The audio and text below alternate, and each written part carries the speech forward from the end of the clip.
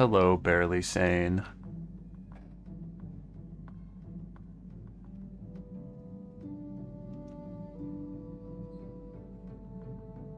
What can I say? It's time. Time once again.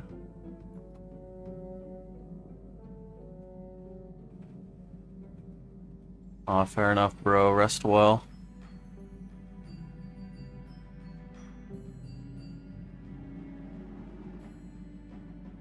Hello, Modlinsky. Welcome to the stream. We're just doing a little setup right now, waiting for some people to roll in. And we'll get going. Hello, Detropolis. You're here and you're here to stay. Excellent. Wunderbar.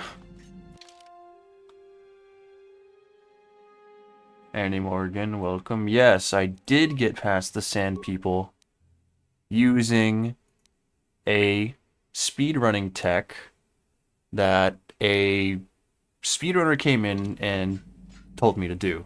Instructed me, suggested that I do.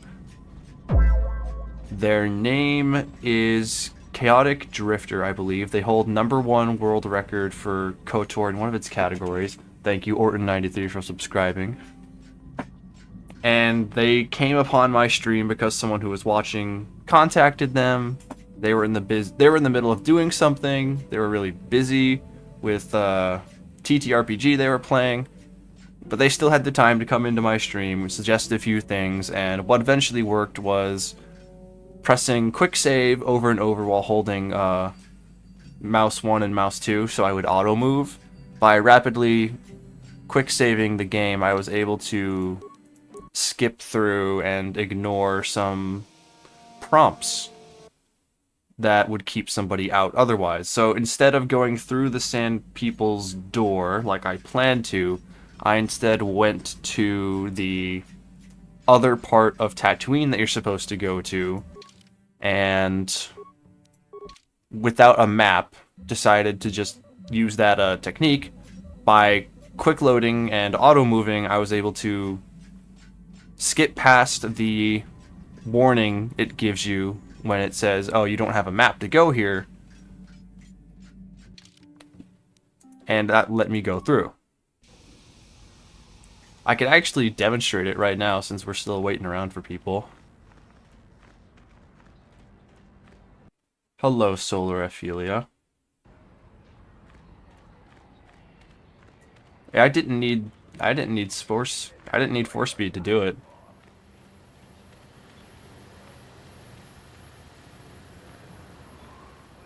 Where we're going, we don't need maps. Donut King, welcome. Sand People skip any %. I wonder how fast Tatooine is done in a typical speedrun. Probably not even 2 minutes, I had to guess.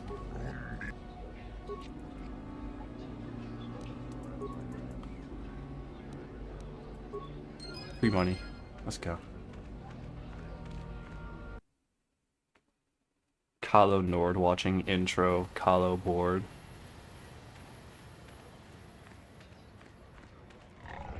Here, I'll demonstrate the glitch again, because it's so cool, and I may as well, right?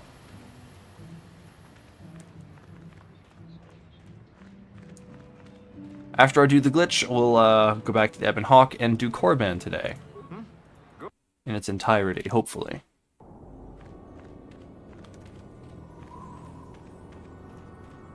The main thing we really care about on Korriban... Okay. That was not intentional, whatever that was. No idea where that came from. Some kind of hiccup.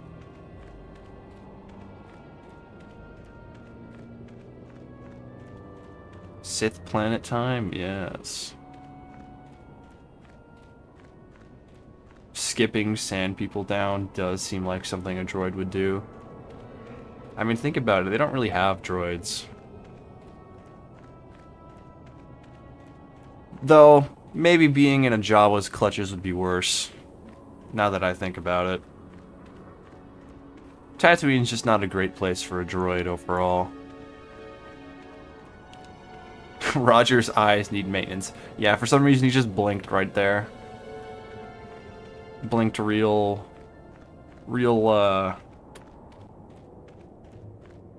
long, like. Alright, fellas.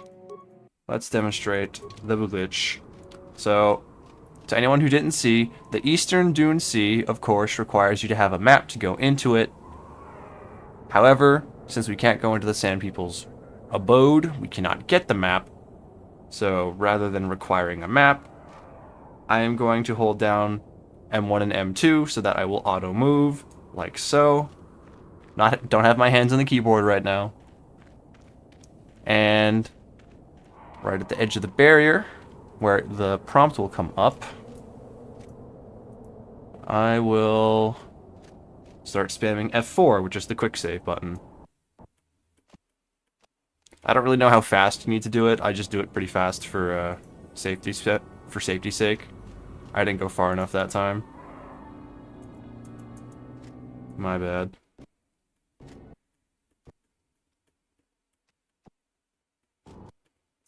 So, huh. Well, granted, I didn't use this entrance. It looks like this entrance may just be too big. Let me try going further.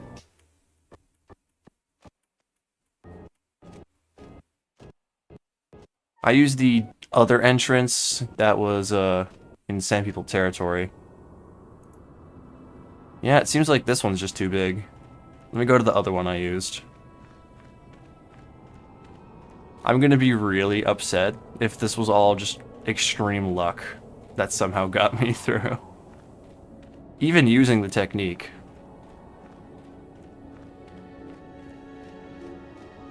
It is true that moisture won't rust the droid circuits on Tatooine, but the sand will definitely get into the joints. Which is exactly what Detropolis said. No way they patched it, bro. There's no way Aspire's touching KOTOR right now.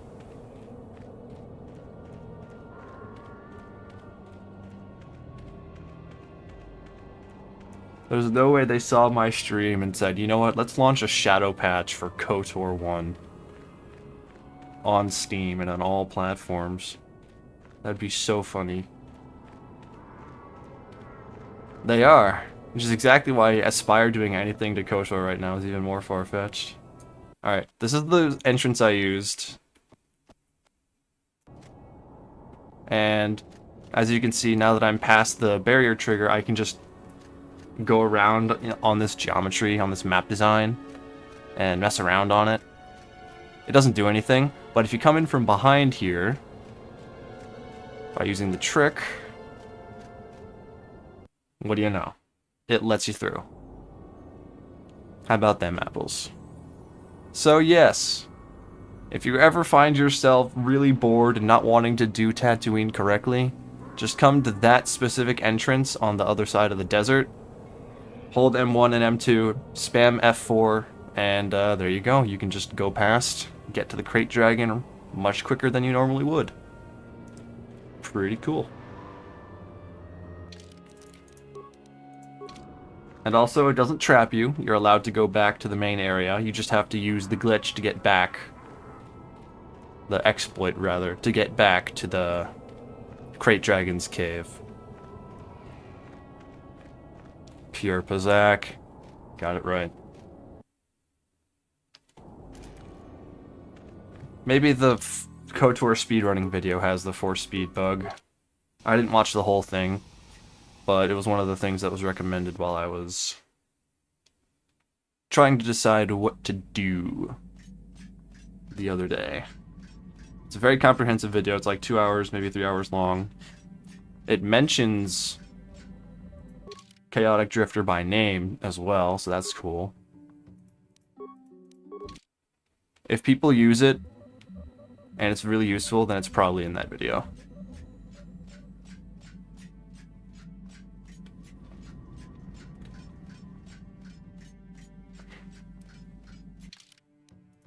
Alright, let's get our buddies.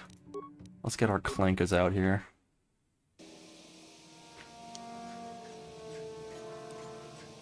I think Korriban should be fun with HK chiming in every now and again.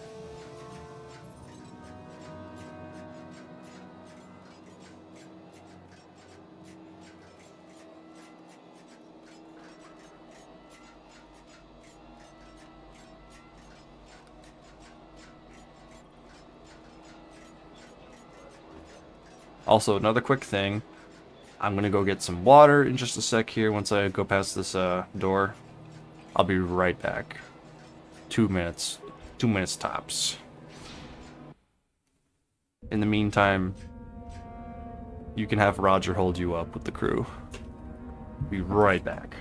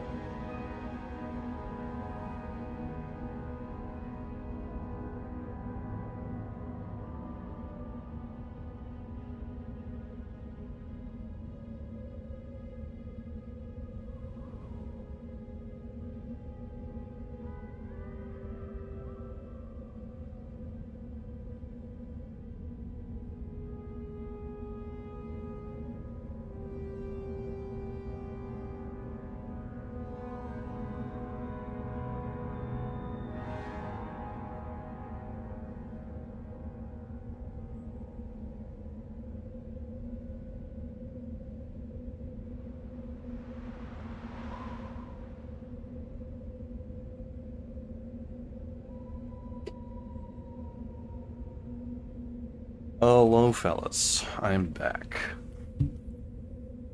Roger, don't shoot. Arbiter K, welcome to the chat. Achuta Mowanawanga.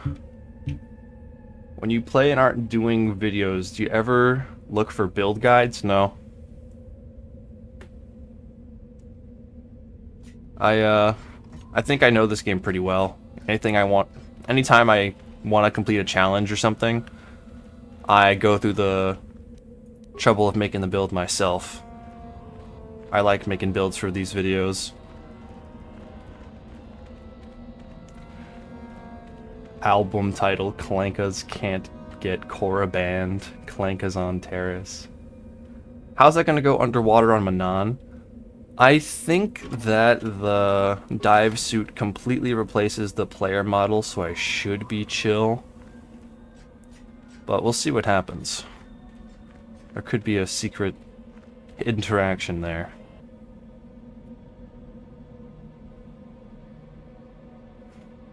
Not leveling until Dantooine feels like a... Thank you, Arbiter. Oh, hello, T3. Is there something specific you wanted? Okay, meatbag.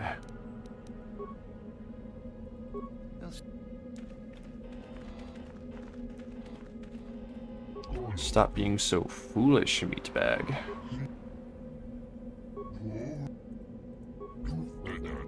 Well, sometimes there's no helping them. One persuasion.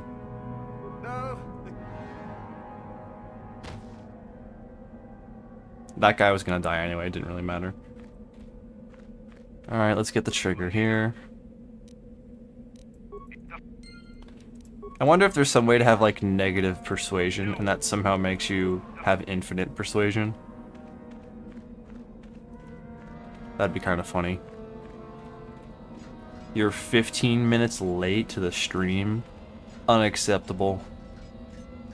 Bailiff. Whack 'em. I thought you were able to get one droid in KOTOR.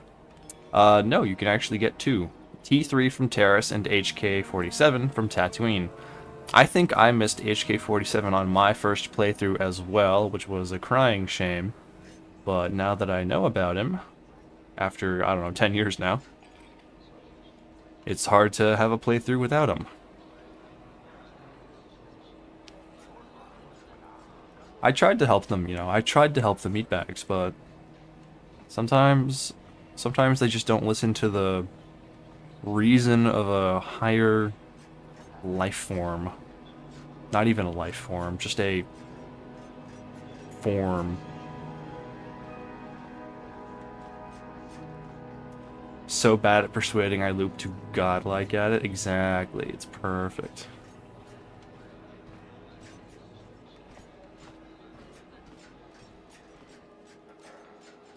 Alright, I guess we should just get ourselves a badge from these fellas.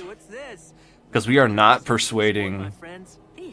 We are not persuading Utharaban to let us in. Me too. So how about it, chump? That's pretty funny. Hey, this one has killed Sith. You picked the wrong place to say that. We'll score. Oh, buddy. Buddy. I have infinite HP!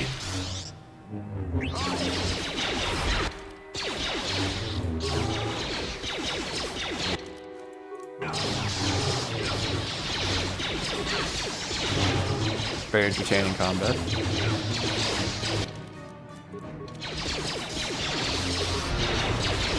I keep pressing the button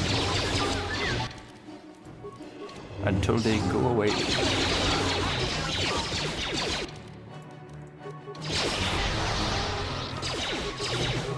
I'll admit, this is actually a little tougher than I thought it was going to be. That does not bode well for the rest of Korriban. I think I'm maybe one level under, so that's contributing just a teeny bit. But we got it done.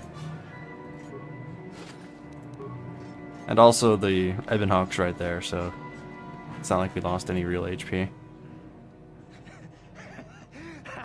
Yes, this is a mod. It's a combination of mods that allow me to have a droid appearance, a droid class, and a droid inventory. I got a lot of help from modders in the community, specifically Dusty Wusty, who usually comes into this chat around now. If you see them in the chat, make sure to shout out and say, this mod is super cool. I believe they're working on getting a mod to the public as well. Maybe by the time my video comes out for this, everyone will be able to play as a droid. That'd be really cool. But we'll see. Surprisingly low experience from Sith. Yes, absolutely. It's not fair. This is outrageous. It's unfair. Being all droid and ranged against an all melee and force power planet is going to be rough. Exactly. They all have lightsabers. They can deflect my powers. I may have to rely on grenades and droid equipment, like flamethrowers, shield breakers, that sort of thing. It's going to be expensive, so I'm going to try and deal with them using rifles as much as I can. Just for the sake of being cheap. We'll see what I require for which fights. I can already tell you that one fight I'm not looking forward to in particular is Jorak Oln. Because he is a meaty, meaty boy. His force powers are crazy. His damage is very high. And I don't believe you get companions to help you with that fight. Only the one guy, Mikkel. I'm probably just gonna have to like spam shield gen and hope Mikkel doesn't die. Not that we really care if Mikkel dies this playthrough. Also, everyone say hello to Juhani. Don't ask how this happened if you don't know how. Just accept it. This is the way things are. Actually, we'll go solo for now. Dusty has said many horrifying things in this chat. But there has been a lot of horrifying things said in general, and, well, it's hard to keep count. What about the clanker attack on the Wookiees?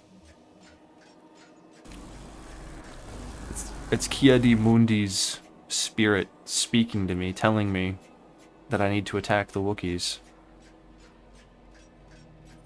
He is the former leader of the Academy. I don't have to fight Jorak, you're absolutely right, but he's worth a lot of XP. And I don't want to be called a bitch, so I kind of want to fight him. Dusty has done some work for the Sith. Is it Clanka or Clanker? I don't know, Clint. Are you... Do you have metal joints? Were you manufactured? Because if you're not a Clanka, then you can't say Clanker. I'm sorry to say. What's my companion tier list? I did this the other night, but impromptu tier list yet again. Let's see the list here. Number one is like a tie between Canderous, Jolie, and HK. I really like all of them. Number 2, lower tier. Let's just say Canderous, Jolie, HK, all that's tier. A tier companions, Bastila. B tier, Karth, Mission. C tier, Juhani, Zalp. No, actually, I'll bump up Zalbar to B tier with Mission, or just one tier above. C tier is T3 Juhani. I don't like them. They don't really have a lot going on. They don't really stick with the story that much. So, long story short, Jolie, HK, Canderous best. Bastila behind them. Karth, Mission, Zalbar, kinda alright. Juhani, T3. They don't really do anything for me in this game. Revoked? You gotta earn it, bro. Replace that flesh right now. If you're from the south, it's Clanker. Can you not see that I am busy, human? Oh no, Arbiter needs to be put on trial. I have a medallion. Where did you get it? Oh, I just realized that Euthora Band just called us a human. I think that puts her on the hit list, fellas. I think this is going to be a Euthora Band kill playthrough. I see. How very enterprising of you. Though that is not the normal way that we... T3 does become much more charming in the second seek to game, encourage such which is nice. independent thinking. You may even be a suitable candidate to join us. Uh-oh. That is what you wish, I take it. I'm getting a little bit of a stream error status at the moment. Is my voice coming through okay still? I mean, I heard that subscriber notification. YouTube is not receiving enough video to maintain smooth streaming. As such, viewers will experience buffering. That's weird. I guess that'll subside soon. Hopefully.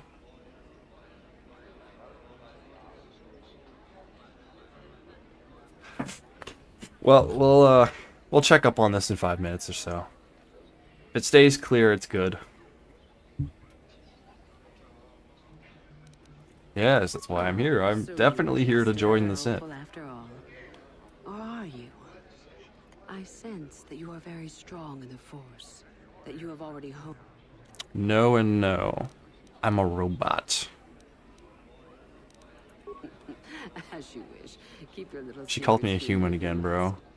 I think she's on the list. We'll hold a vote later. Well, can you not see that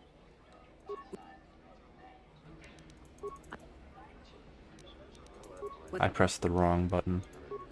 are you... Then See, it's just as easy as that. You'll get F's in chat if something's wrong. Greetings, You know, that's fair. It appears we have a late entry. My vote is for on the list. A young Good to see we have with the Force. a human that has had good to some see we have training, it seems, Master some initiative Thrawn. on this. Very promising, I think. Promising. That one's not worth. I met this one in the colony. Unworthy, if you ask. That I'll judge for myself, thank you. Tell me, human, what do you know of the way? I'm a robot.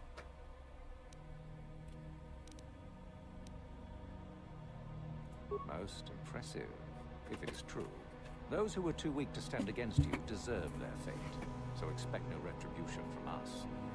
The Jedi equate the light with good. We, however, I've killed your friends. That's so cool. Would you like to be advanced a grade or two? I dare. He's Sith, bro. I am not. I see. And you. And so now the one. As what? Keep the.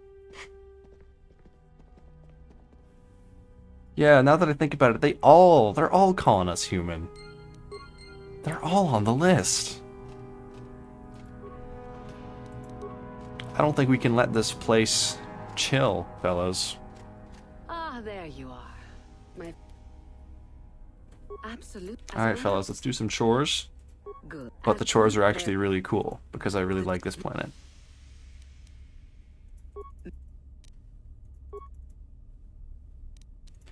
Peace is alive. I like learning about the Sith code because it's never explored. Really. Through strength, I gain through In power, SWTOR it's I obviously gain explored, but in other Star Wars media, no one really talks about it. The philosophy is never really dwelled upon. simple. I like learning about it and debating it with the characters on this planet. It makes the Sith seem a little more faceted than, I want power and I will kill people to get power. There's actually more philosophy behind their code. They may be simple, but you can understand, I guess, based on their specific modus operandi. In fact, I can go talk to the headmaster right now and tell him the Sith code. He'll ask me a question about it. And ask me a specific question about the code and why it's supposed to be that way. Which is more than the Jedi ever do. They just say, learn this and be chill. Greetings, young one. You have much to do. And they don't really care what you do afterward. Then peace is a lie. Peace That is a only- lie. There is only passion. Through passion. Through passion I gain strength. Through, Through strength I gain power. through, Through power I gain victory. vic- Through victory my chains are broken. the force. Yes, good. You have. Tell me then, true or false? It is our passion that fuels the force. See, now this is difficult. You have to go through that entire conversation with Euthora to understand the question. And if you get it wrong, then he'll explain it to you. I'm gonna say false because I'm pretty sure there's more things than just passion. No, it is true. Our passion, our hate and desire. See, that's more than that. brings There's more than that. which gives us power. Sadly, it seems. Look at this guy. It's more than just one thing. True or false? See, that's like a riddle that they give you in school, man. Then peace. Like, you know that there's more to a question that's true or false, but technically the true or false is correct because it has one of the three things, even though three things together are extremely important. That's a trick question. Through. No, I'm not stupid. Through. Tell me then, true or false? There is nothing worth. Nothing worse than love. I'm gonna say false on that one. Well done. I will test you no more. Go now. Because that one was just a little, Very well. that was a little more obvious. The Sith don't really care that much about love and relationships.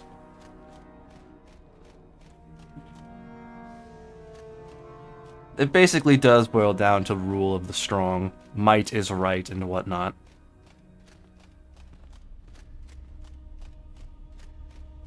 If it's yes and, then it's true. If it's no but, then false.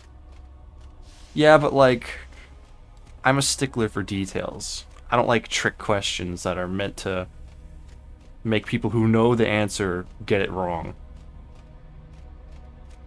Yes, it's supposed to teach about logic, I suppose, but that seems a bit trite. Just a smidge.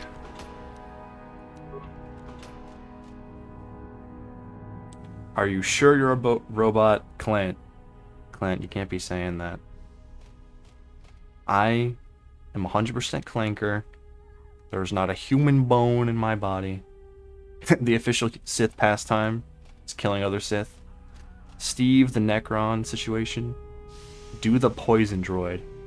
The poison droid. What's the poison droid? Planet tier list? Ah, yes. Korriban number 1. Terrace probably second. Dantooine after that. Then the final planet, Kashyyyk, Manan, and Tatooine. Manan takes too long. I would probably say Kashyyyk and Manan are the same tier because they're both kind of long. You can skip Kashyyyk if you really want to, but if you really want all the XP and rewards and stuff, you kind of have to do the whole thing, and once you've done it once, you feel like, alright, I've done this before. The walks on Kashyyyk are really long too, so it gets kind of boring. Euthora calls me human. Euthora canned. It's true. I love everyone. Can I be a Sith though? I hold an above average prejudice against clankers. I don't know, I don't love the Sith, personally. They keep calling my droid character human. That's just me, though. Makes me a hateful bag of bolts. I'm surprised Uthar said that about love. I would have thought the Sith would try to manipulate love. They probably do. They probably see love as like a weakness and a way in for people to prey on you, but it's not the worst thing ever. Unlike the Jedi, who believe in a complete state of Zen, and any form of emotional manipulation will compromise you as a Force user and make you dangerous. Oh no, the Sith are absolutely self-obsessed and power-mad. Completely. The poison droid where you tell the headmaster and then go back to Euthora. Oh, right, when you poison, you can poison him. I've never actually poisoned him, or had a reason to do it. Even on my one Darkside playthrough, I didn't use poison on the guy. I just outright dealt with him, and it was pretty easy. This time, though, maybe I'll have to use poison. In fact, I'll make a save here, just in case I change my mind later, because I think a droid would use poison, because it'd be funny to watch a meatbag, you know, crumble under the effects of a mere toxin, a mere concoction. The double cross. You understand why people dislike Manan, but you like the underwater section. I think the space section on the Leviathan is worse. Oh, that's true. I didn't even talk about the Leviathan. To me, the Leviathan is kind of like a waste of time. I'd probably put it in the lower tiers.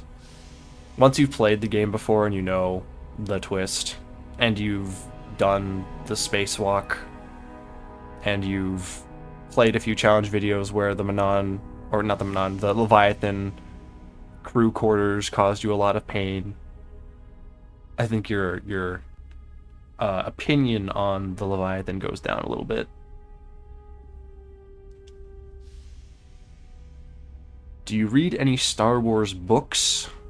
When I was a kid, I had the Star Wars Encyclopedia. I had the big picture encyclopedia that had all of the mainline movies, information in it. You know that meme of Count Dooku and his signature look of superiority? I had that book. It went over every small little detail about the movies and every little thing. But I also had some books that are probably not canon. There was like an Obi-Wan Kenobi book, a Darth Vader book. There's a book about some random Padawan who was like second in potential to Anakin. But to be honest, I didn't really pay much attention to the stories of those books. I think I still have them, at least one of them. If you mean like anything related to SWOTOR or KOTOR, I didn't read anything like that. Though, trust me, I'm well aware that there's plenty of material.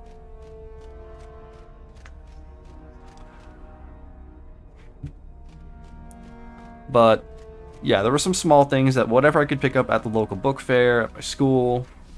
If it was Star Wars related, I'd probably get it as soon as I could. And, well, apart from that, I don't have anything that's coming to mind. I just know that there was probably a whole bunch of Star Wars books that I read. Even like Star Wars adjacent books like the Origami Yoda books. I thought those were good, but when I was younger. They were cute. Is there any book in particular that you were expecting me to read or wanted me to look into? Read the Yuzon Vong series. It's Legends, but it's so good. It's about Luke and the New Order taking on the fanatical aliens that take over the galaxy. Yeah, I heard about the Yuzon Vong. I don't know that much about them, so I should probably take a look into it. I know a bunch of the stuff in the comics that happens after the 6th movie. The sequel comics gets pretty crazy. Like, they upscale Palpatine so much. Like, they say he could control force storms that could destroy entire planets or entire fleets of ships, which is interesting. Very interesting.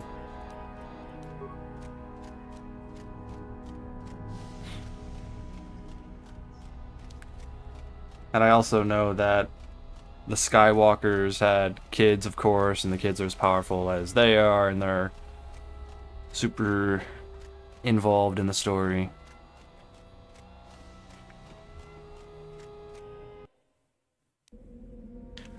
I've also seen something about like the main Sith during that era, about how he made a rule of one, but then also had a bunch of henchmen, like Darth Talon.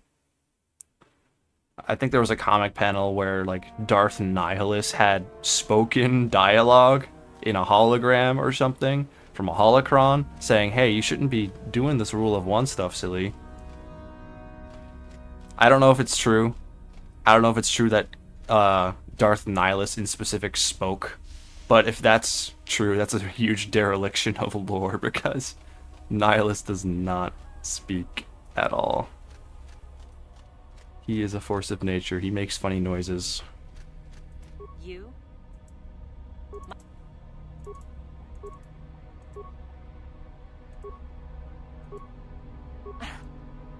You? Maybe I'm not going to be able to get XP from Lash Out this run. You? Let's just keep trying. You? You? You?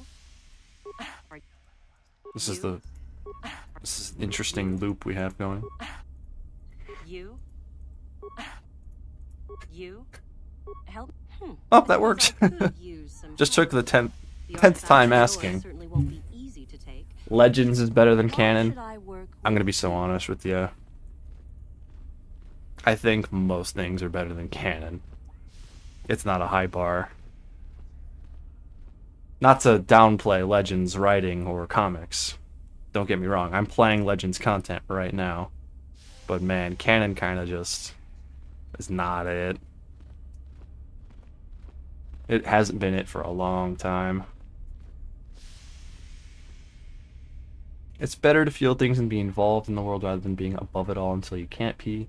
Prepare people for the world so they aren't blindsided. Yeah. No, the Leviathan absolutely is required. I didn't mean to say that, oh, we don't need it in the plot. I just mean from a gameplay perspective. Once you know everything, it becomes a little bit of a slog. It's just another level that you gotta walk through. And if you're doing a challenge where you can't fight anybody and you're trying to get past waves of infinitely spawning enemies, it's not fun anymore. Just trauma from last video. Is this the last planet?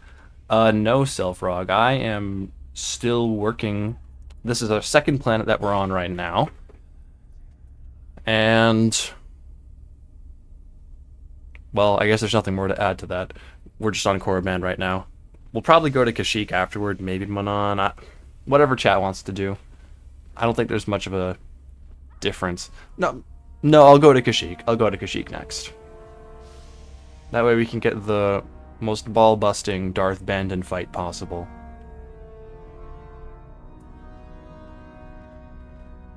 Jedi Order is just, hey, don't fall in love, but never prepare Jedi for when they inevitably do fall in love. Yeah, absolutely.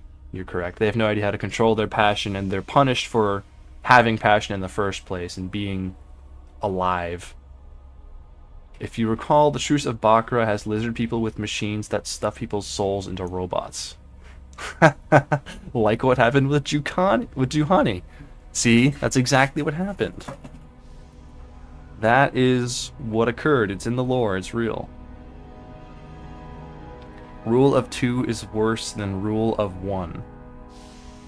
I believe the Sith are just a completely cannibalistic society no matter what way you look at it, no matter how many people you allow to exist, because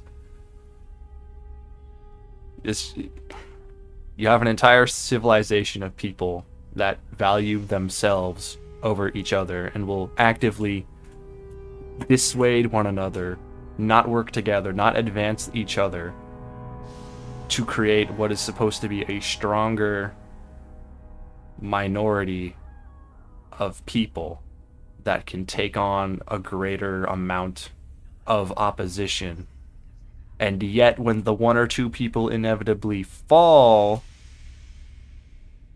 and when you inevitably start doling out a little bit of dark side teaching to a bunch of people who are technically not in the rule of 2, you're not teaching them Force Lightning or Force Choke or all the super big Sith powers, you're still giving people red lightsabers and saying, do this in my name, even if you plan to kill them later. Ultimately, the Sith contradict themselves in a lot of ways too, but from a more functional, direct standpoint. While the Jedi are hypocritical, the Sith are just completely, utterly dysfunctional. And that's sort of the point. They're the bad guys. They have to be. Bad guys working together with bad guys. How well can that ever go, really? Do you know George Lucas's idea for the sequel trilogy was Darth Maul and Darth Talon taking on Han and Leia's kids? If that's true, I think that's pretty bad. There's no way Darth Maul gets a centerpiece like that. Darth Maul is a very comfortable Clone Wars character, Rebels character, and he's getting another TV show. I don't think it would make sense to the general viewer who's only seen the movies to see the guy who died in the first prequel movie to come back again. I think that would be a little difficult. Sure, you would be able to see lots of content online explaining things, but the average Star Wars fan has only ever seen the movies. And that would be a little difficult to explain and market. The sequel trilogy should have been about the Vong. Yeah. I think that would be a much cooler thing than what they did. An extra galactic threat is much more interesting than the Empire again. And the Sith again. Seems really lame. Super uncreative, Mr. J.J. Abrams, digger of graves and copy and paster of stories.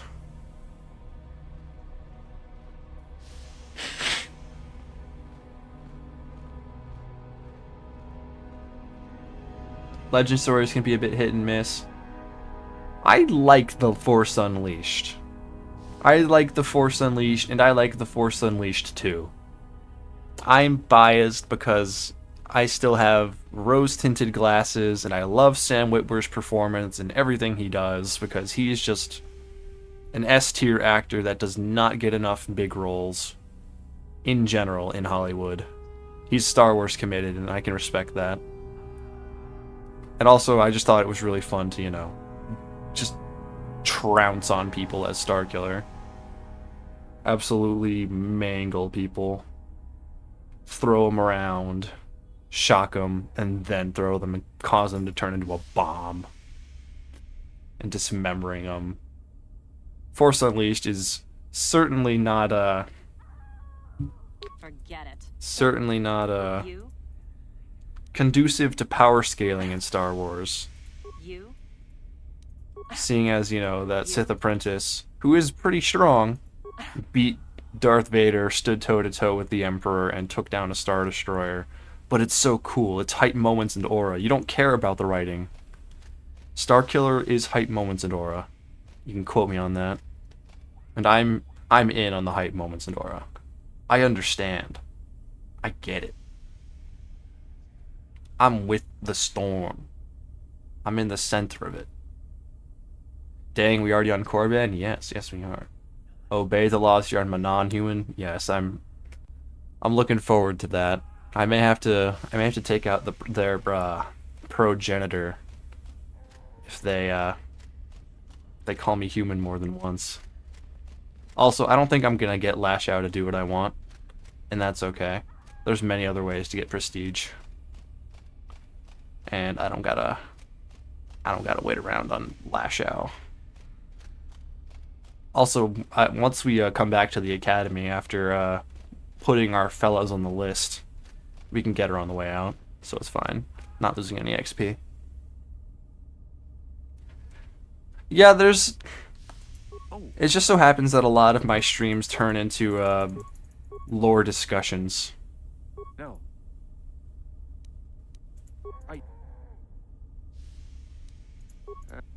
Oh, hello again. No. Please, Kel Alguin. I don't want to be mean to you. I am too. Alright, fine, we're doing this instead. Mild annoyance. Anyway, yeah, we tend to go on tangents here on the Legend Monkey streams about Star Wars lore and Legends lore and all the things. Not a bad thing. I like talking about Star Wars. That's why I'm here.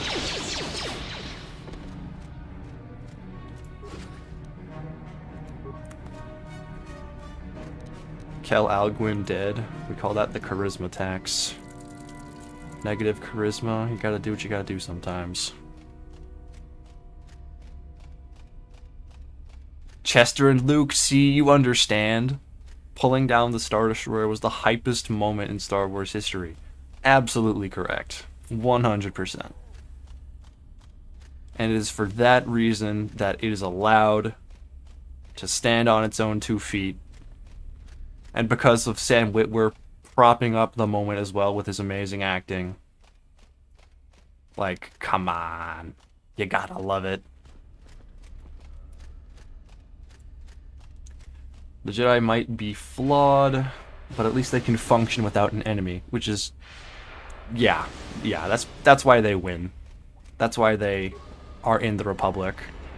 And that's why they are so well known throughout the galaxy. Wait, is Maul getting a series? Yes, he's getting another TV show. That was announced around May 4th. Sam Witwer himself was at that con, and he talked about it. I don't know how it's going now, though. It's probably got some more time in production. The Jedi make their own enemies? Absolutely, they do. But most of the time, those enemies are literally Hitler. So, the Jedi are allowed to be a little more generous in their portrayal, because all their bad guys are the super duper ultra bad guys. And they can always be right no matter what they do against them, pretty much. I mean, think about it. In KOTOR, how many times do you get to do light side things and get away with it? I mean, you defend yourself, quote unquote, from bad guys, and you have to wipe out entire rooms of people. But was that really the light side thing to do?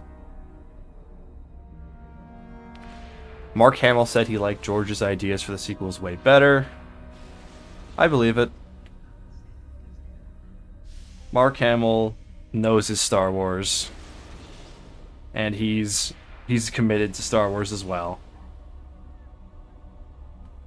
Unlike a certain Harrison Ford fella, and that is totally his right, based on the scripts he was given and things he was made to say, and how many times Harrison Ford wanted Han Solo to just be out of the series.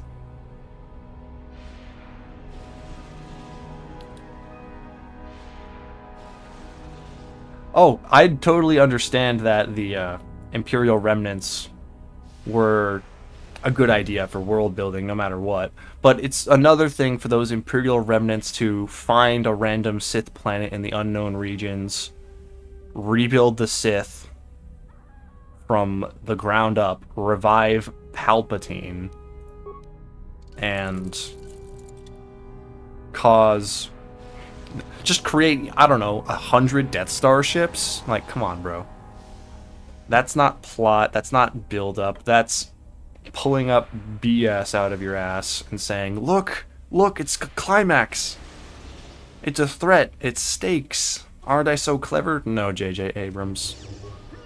Stay far away from media and art and anything that involves creating good stories.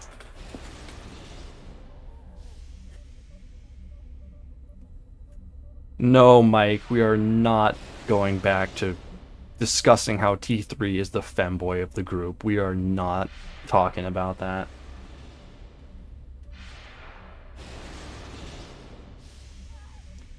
You need some advice. Your fiance is trying to talk to you about class, but I want to watch KOTOR. What should you do? Clearly, you need to get her to watch the stream so you two can be on the same page. And with the backdrop of me talking about Star Wars and being a total nerd, you two can have a wonderful conversation about her class. I think it's a win-win situation. I killed that guy for his crystal? I can't use lightsabers. I just got rid of that guy because I couldn't persuade him to talk to me. Lots of antisocial meatbags on this planet. What can I say? Donut King, no. No. We are not calling HK47 the Dom of the group. Even though he probably would. Rule of cool is absolutely valid. I agree. Playing as Vader in the start of Force Unleashed was also just super cool. If they made an entire game about just playing as Vader, I'd play it. That would be gas. I think they don't understand just how easily people would be into that. How amazing that would be. You could even like do the Vader comics and make that into a game. And have, you know, all the things that happen in the Vader comics be a story that you follow. I know that they're a little controversial. It's hard to make such an imposing villain into a character, but I think any time between the first creation of the Empire and 5 years after that, while Anakin is still festering in the wound that is Darth Vader, I think that's developmental time, and I think that's fine. I think you can do something with that era. And they certainly have. They've made so much content around early Vader. I haven't seen a lot of it. I've seen a little bit of the lore videos made by the big Star Wars YouTubers, but that was years ago when I was procrastinating in college. I'll have to brush up on it, because I know they're controversial in their content. Some people don't like how Vader is characterized, and some people just don't like other things about it. But come on, it's Star Wars. No one's gonna agree on anything anyway. Your vids inspired me to play as a smuggler for the first time. And yeah, passing persuade checks absolutely just trivializes so many things. I think a lot of people put too much hype into force persuade because they're just not playing a scoundrel. You should just play a scoundrel and you'll be cruising through this game like nobody's business.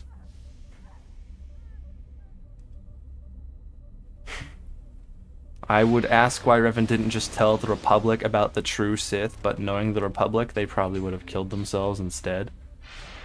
Well, there's a lot of things that are implied about that. One, Vitiate probably wasn't even a plot point at that moment in time. Obsidian certainly didn't know about Vitiate, because they were just suggesting that Revan and Malak turned out in the unknown regions all on their own. But when Vitiate did become the plot point, a big ugly zit of a plot point, I think it's implied that Revan didn't trust the Republic. He wanted to take care of Vitiate himself because only he was as powerful enough to do it. And that's further explanation why the whole Shadow of Revan expansion went the way it did. He went crazy. And yeah, he's absolutely right. I also believe that Revan kind of came back to the Republic as a Sith so he could conquer all of it, unite the resources of the Republic, and use it to fight the Sith. Another bit of his ego there.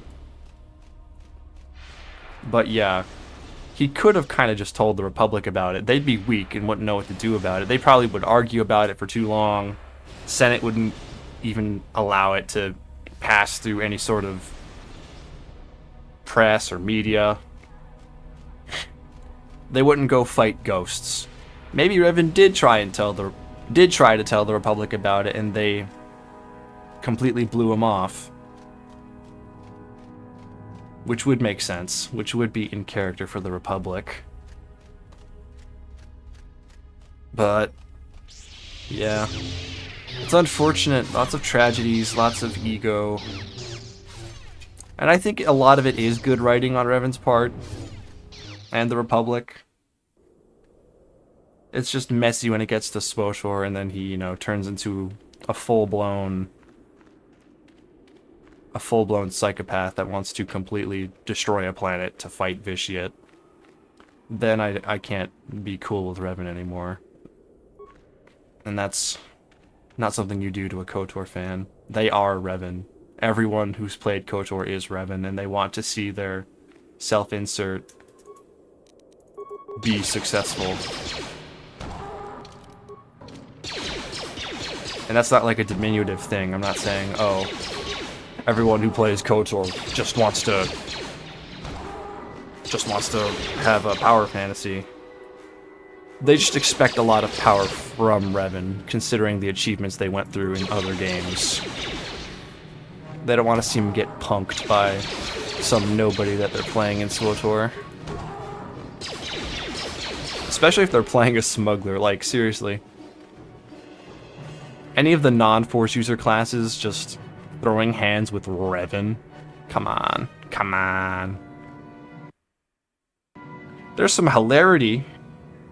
That's probably worth a video, playing through SWTOR's story as a non-Force user. There's a lot of writing you can do with that, because it's just hilarious how improbable any form of success would be, seeing as you're literally fighting the Force Devil in Vitiate and the Force Jesus in Revan.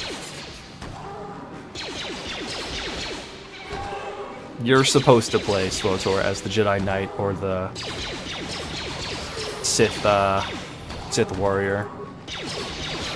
It's just the truth of things.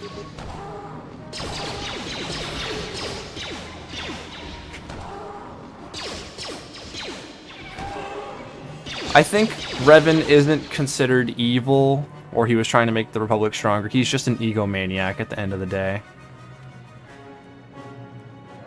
It is true that the Republic and the Jedi are pretty useless in for a lot of reasons, but also Revan has a very high opinion of himself.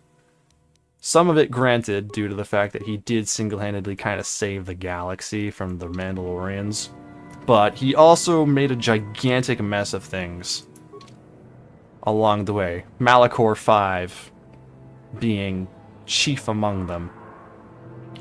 He's kind of got a record of destroying celestial bodies to achieve ends, doesn't he?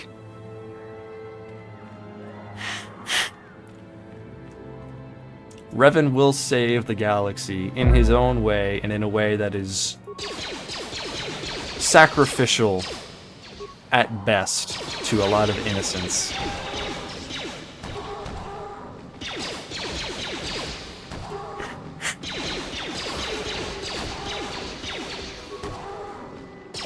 Excellent advice, thank you. I love everyone. I hope that works well. Also, I'm very behind with the chat. I'm just stopping to keep reading. And I'm going on these tangents about Star Wars lore, so I keep getting behind. I'm sorry if I'm missing any texts in the chat. You love Han, but Harrison Ford to you is Indiana Jones. That's totally fair. Indiana Jones is an extremely underrated action series in general. I think more people should be into it. I've got my one friend who may or may not be watching the stream right now. He, for the life of him, just can't like Indiana Jones. And I don't know why.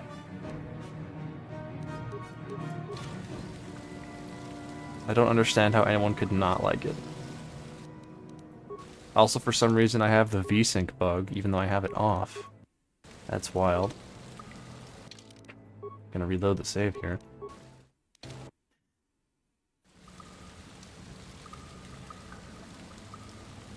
Didn't it require a planet-sized superweapon to destroy a planet last time? J.J. Abrams? Don't worry about it. Exactly. Thank you, J.J. Abrams. Star Wars, Revenge of the Clanker. Challenges of the Runs, welcome to the chat. You feel like a Vader game would be printing money? Exactly! Who doesn't want to have a power trip as Darth Vader, dude? Best Vader lore is that his suit recycles his poop back into him, like a Fremen. Amazing. I think war changing and corrupting Malak and Revan is cooler than another more powerful Sith corrupting them. Yes. I think Vitiate pressing a button to suddenly make Revan and Malak evil is dumb and stupid. But I can also be... I would also prefer and be open to the idea that Vitiate did not corrupt them. He simply mollywopped Malak and Revan so bad, maybe left a residual dark side taint on their minds or something, and Revan and Malak came to the realization on their own that the light side is not enough to beat this guy. Brute force is not enough to beat this guy. We need an army. And what better army than the Republic? Oh wait, the Republic is useless 90% of the time. We can't rely on them, and they're really weak right now. We can't rely on the Jedi either, so I guess we have to do things ourselves. But at the same time, Revan and Malak both made use of Sith troopers and Sith forces from the unknown regions, from Korriban, from Sith space. So, at the same time, it seems like, yeah, they were just completely corrupted by Vitiate. They took Vitiate's resources and said, go, you know what, alright, yeah, we're gonna go do our thing in the Republic, we're gonna conquer it. Maybe you could say Revan was like, oh, we're just gonna double-cross Vitiate like a real Sith would. But at the end of the day, it's just messy lore. It's not as though Revan did recruit a bunch of people from his Mandalorian war days, to come fight for him. We have that with Saul Kareth. But all the British-speaking people, all the British-speaking troops, I'm pretty sure those were all natives of Sith space that were sent by Vitiate's permission to go fight the Republic.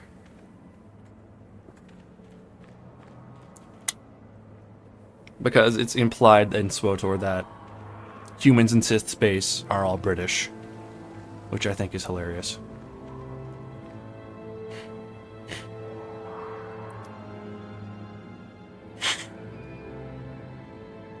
I don't think episode 4 would have had its original version. Do you think episode 4 should have its original version released for the 50th? No, George Lucas would never allow it. You want to talk about egomaniacs? There's one right there. I do like the hints about the true Sith being out there. They clearly had threads of a plot they were trying to make. BioWare, that is. But then they didn't tell Obsidian a thing, so Obsidian had to come up with their own stuff. That's probably why the plot of Obsidian's whole story was so contradictory and critical of Star Wars as a whole. They were probably pissed that BioWare wasn't telling them shit. And I said, you know what? We're gonna write our own thing, and it's gonna be grounded and make sense. Which, of course, did not stick. SWTOR completely dumpsters on the legacy of KOTOR 2. Especially the Jedi Exile. Which is a huge shame. To have the Jedi Exile be stabbed in the back by Darth Scourge, a companion who you're supposed to be chill with later in SWTOR. Don't get me wrong, Darth Scourge is chill, and his lore is probably the most interesting out of any companion in that game. Most companions in SWTOR are such dead weight. But man, come on. You can't just do that to a protagonist. You think there's some hints about the Yuzon Vong as well when Canderous mentions the asteroid that flew out of the known space of the galaxy. Yeah, I remember that conversation. I've always wondered if that was the Yuzon Vong or somebody else. Just the mystery in and of itself makes it Canderous' story so cool.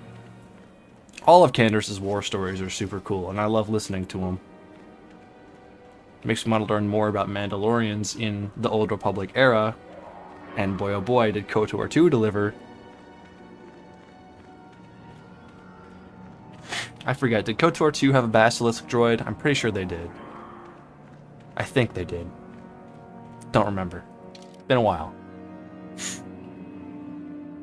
Revan would shoot through a crowd of people in self-defense. Why do these oversized birds give more experience than the Sith? Well, not all meatbags are created equal, I guess.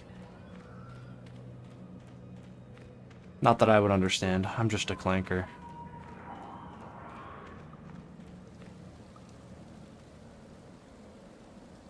Revan is literally him, John, Force user. Kinda, pretty much, yeah. Petty Criminal is so strong he was able to beat God. If I ever do like a serious SWTOR campaign run, like throughout all of its expansions and stuff, I'm playing as a smuggler because it'll be hilarious. Just so hilarious. Anyways, who's hotter, Roger or HK4? Roger. Look at him. He's beautiful. He's glorious. There's no one prettier than him. He's the most special droid in the world. Love how many KOTOR leaks memory. Yeah, KOTOR does leak memory if you don't have the right mods installed. I think I had to install something specific for this Steam version to make it work correctly. Malik being evil makes sense. He was the weaker of the two, and he didn't like Revan in the first place. He didn't want to be number 2 anyway. But I think even Malik deserves a little bit of credit. He fought in the wars too. And he certainly made some of his own decisions with the war. His own realizations about the Republic as well. Revan couldn't have been the only one having complex thoughts. Though at the same time, Malik being a complete meathead does sound hilarious.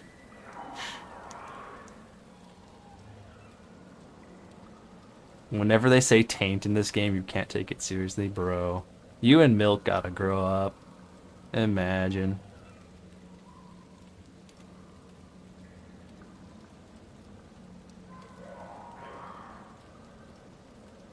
The way I understood it was that Vitiate dominated their minds completely, so he could sweep through and rule the galaxy, but Revan found the Star Forge. I don't remember how Revan exactly stumbled upon the Star Forge, exactly. I forget the lore. I'm sure it was written in a comic or something, but how did Revan even find the Star Forge in the first place? Dumb luck, or did Vitiate tell him? I forget.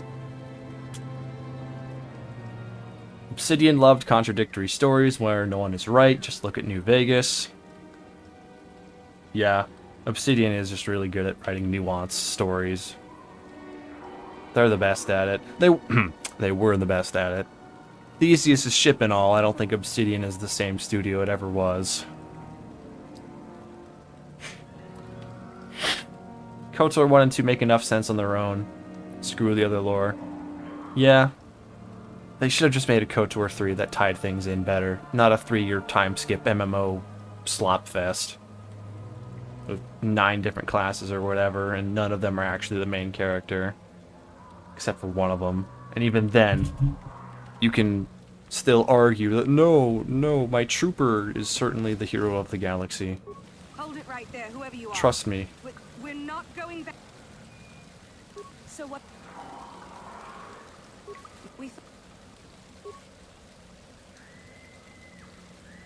No. They're here to kill. Bro. Okay, maybe the only reason that I like Corbin is because Persuade makes it bearable.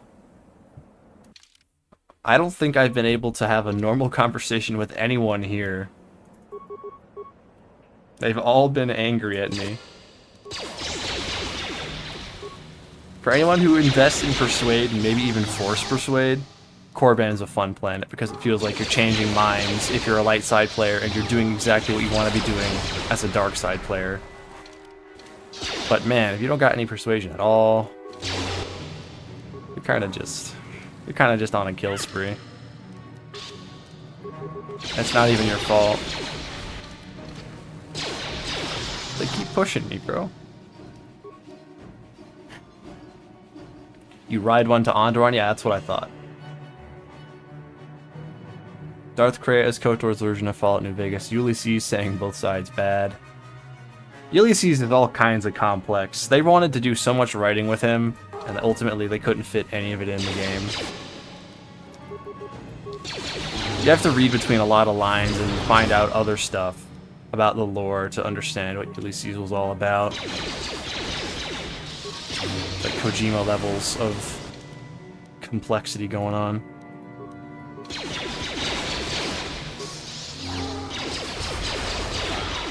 Honestly, I would argue that Kojima's not even that complex. He just makes a lot of mistakes and retcons things terribly. But that's neither here or there. We're talking about Star Wars. Oh, you don't hate Ulysses. You just don't want to hear about the bear and the bull.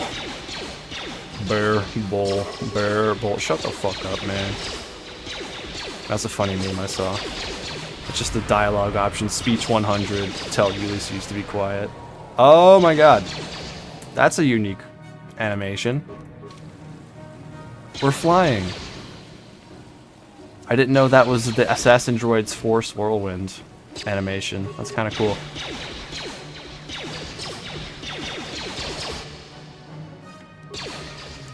Oh well. Yeah, Ulysses was going to be a base game companion. He was about to be like the greatest base game companion out there. He probably would have blew everyone else in the game out of the water if they had all of his writing intact.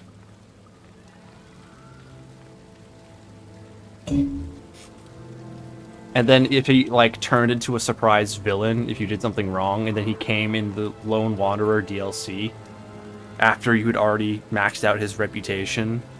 God, imagine that. That would have been such a good story. Because you would have known the villain. He wouldn't just be some guy that people hinted about and were like, oh, that's the courier with the flag on his back. And he knows you somehow, and you, the courier, the player, were a character before you were created. And before you were created, your character, in specific, blew up some town. Don't ask about it, though. You should know this. I feel like a lot of the courier's backstory before the Mojave was just not very well explained. And Ulysses, instead of like telling you or leaving clues to realize, oh my god, I'm a terrible person, look what I did before I was the courier from Fallout New Vegas. He kind of just yaps. And yaps and yaps. The writers clearly know what they're talking about, and what they think Ulysses is saying is super cool because like, oh, I know exactly what he's talking about. But the player has no idea. They're left in the dust. And it's left to the second, third, fourth, fifth playthrough and an hour of YouTube videos for you to figure out the context of what Ulysses was even talking about. But you can also argue that I'm stupid, and that's completely fair. I like to think I'm perceptive and media literate, but, you know, maybe I'm just a bumbling buffoon. And that's completely okay, too.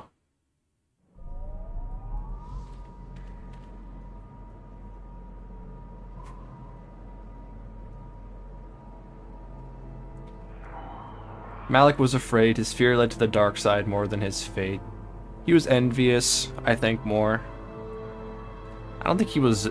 He never, at least in this game, he never really, like, lets it loose that he was afraid of Revan. You can accuse him of being afraid, but he'll always be like, no, I just wanted to fight you.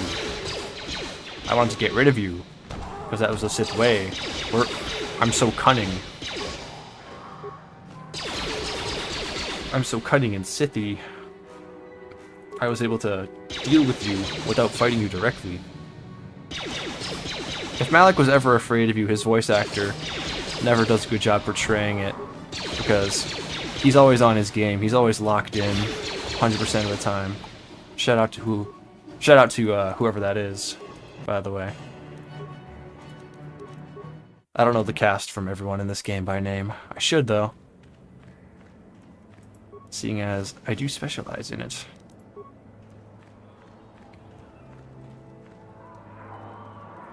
Do you plan on doing KOTOR 2 challenges? Yes, Nicholas Kolek, I do.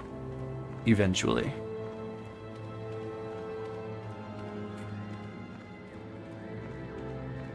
Oh, right, Stony, you're I'm stupid.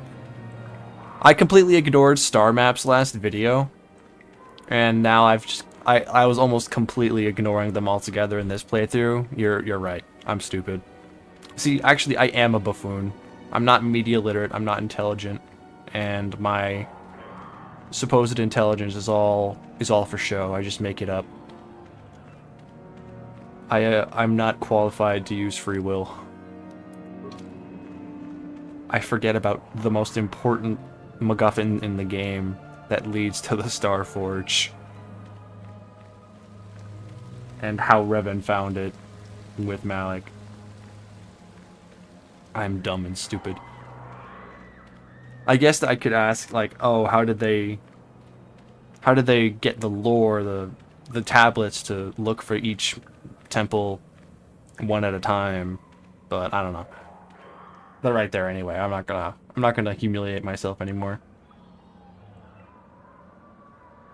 Chris Avalon was the spice that's missing from Obsidian nowadays. He was being sarcastic about not knowing how Revan... I wasn't being sarcastic, I was just stupid. Obsidian has definitely fallen. Yeah. Ship of Theseus, different dev team, but still the same studio name. Can't call it the same.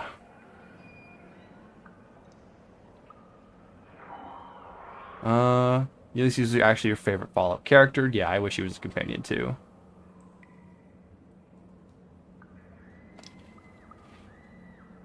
Never liked Fallout, something about open world RPGs. I think Fallout's really fun. I would recommend at least New Vegas because it feels a little more intimate. It is open world, quote unquote, but the world is much more detailed and a bit smaller than some of the other ones, like Fallout 76. The problem with companies like Obsidian is that none of the original creators work there anymore, so it's a different company. Yes, exactly. Da, da, da, da. I haven't played New Vegas, but it sounds like the player character and KOTOR 2 had a lot of similarities in their origin. I don't think so. The courier isn't a war general or the apprentice of Space Jesus. The courier is someone who carried a bad button thingy, blew up a town on accident. I don't even know if he cared if he did it. I don't even know if he realized if he did it until Ulysses said, hey, guess what? You did this thing.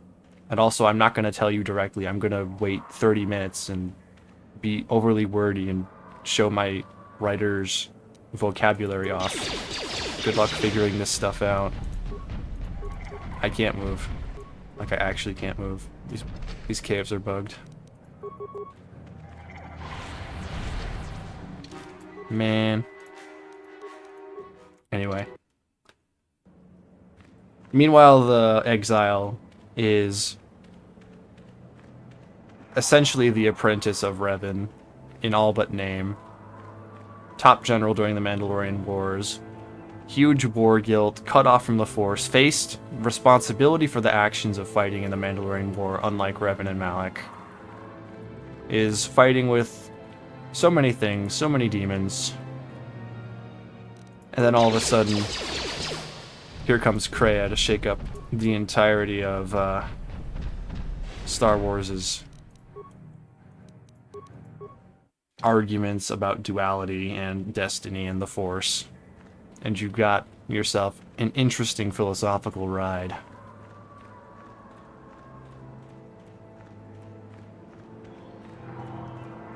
Malak does kind of run away every time you encounter him, but he always does so in style, I guess. He's able to keep up the facade and not portray any ick. He looks like he's keeping it together, even if he's not. He's just locked in like that.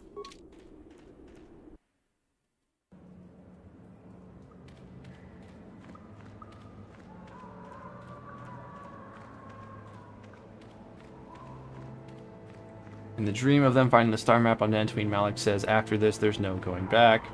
The Order will reject us. New Vegas is actually my least favorite owing to the fact that I couldn't walk around outside of New Vegas without crash. Yeah, that's fair. There's so many mods you have to install to make New Vegas stable. But once you have them in, it's peak, I swear. Locked in. Locked in, you know, as Gen Z speak, it's the talk of my generation. When you're locked in, you portray no emotion. You've got essentially a poker face. And you're just locked in, I guess. You're just dialed in. Dialed in would be like a better way to describe it. A much more less brain rot way of describing it.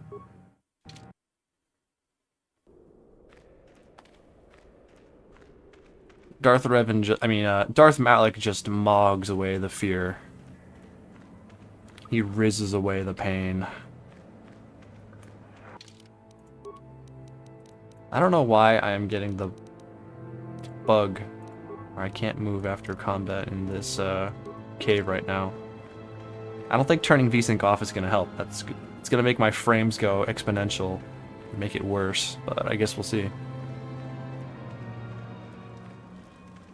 Yeah, Donut's got it pretty much. Locked in, focused, and if you're doing a funny facial expression while doing it, like Zoolander, even better. Wow, look at that. I caught up with the chat, guys. I think counterpoint Prague. I think Malik is always mogging due to the fact that he has no jaw. He's always got the stone chin. And because of that, he's mogging all the time.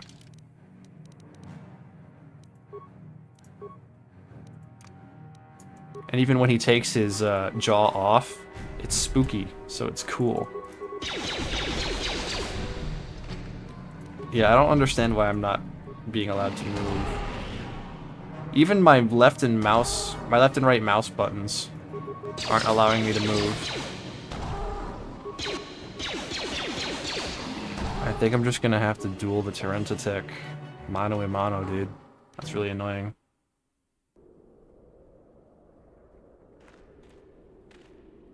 You're making a joke about Malik being a bottom. He's a power bottom. He hides it well. But in the end, we know. The metal chin was to looks max.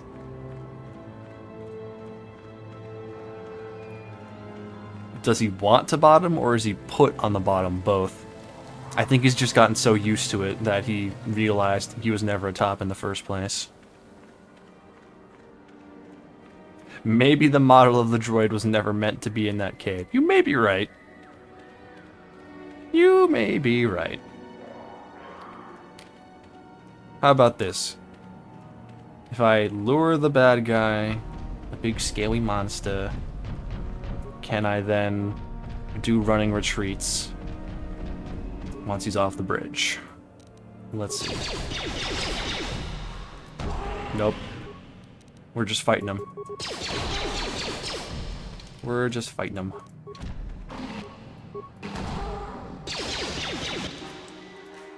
Heal jutsu. If it lets me, that is.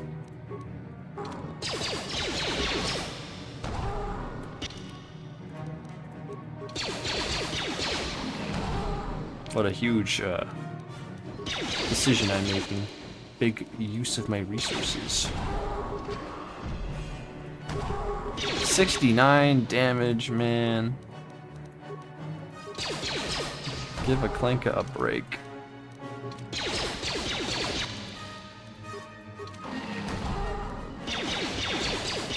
And I'm poisoned, by the way. As a robot. Small modding problem that. Droids are supposed to be immune. Bro just got a double hit on me for free.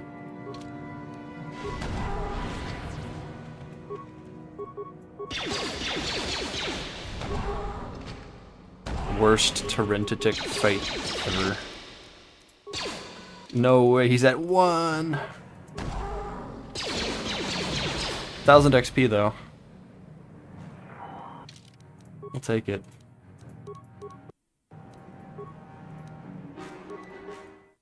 Co-op Fallout would be better than just online Fallout. Well, you can play Fallout 76 with friends, if you really want to.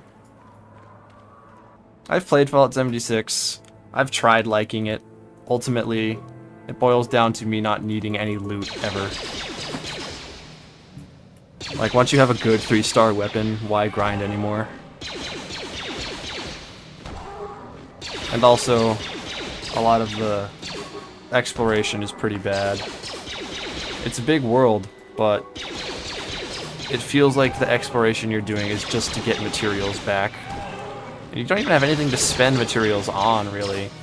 Your camps don't, like, produce anything for you that much unless you buy specific decorations with atoms. You know, there's no real sense of progression. Once you hit level 50 and you get all your perk cards and all the things, you get a good weapon, what's keeping you from just stopping there and calling it? I've gotten to endgame in Fallout 76 a few times. I've gotten good power armor. I've gotten good weapons. It just doesn't feel fun enough. Maybe if I was with friends it'd be more fun, but what game isn't good with friends?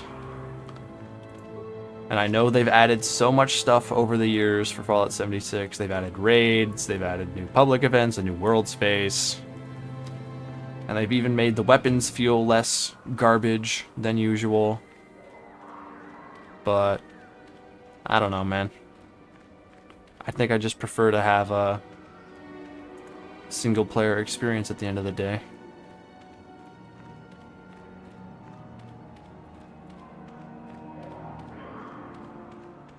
Yes, this guy does have malware poison attacks. He did, but now he's gone. 16 times the size. 16 times the detail. You claim to be the Dom, Revan, but you were only the top. I was the Dom. I generated the Force if I... You... Bro. I can't believe I read that aloud. The things I read aloud in this chat room. Thank you for making my life interesting, guys. And thank you for putting me on several watch lists.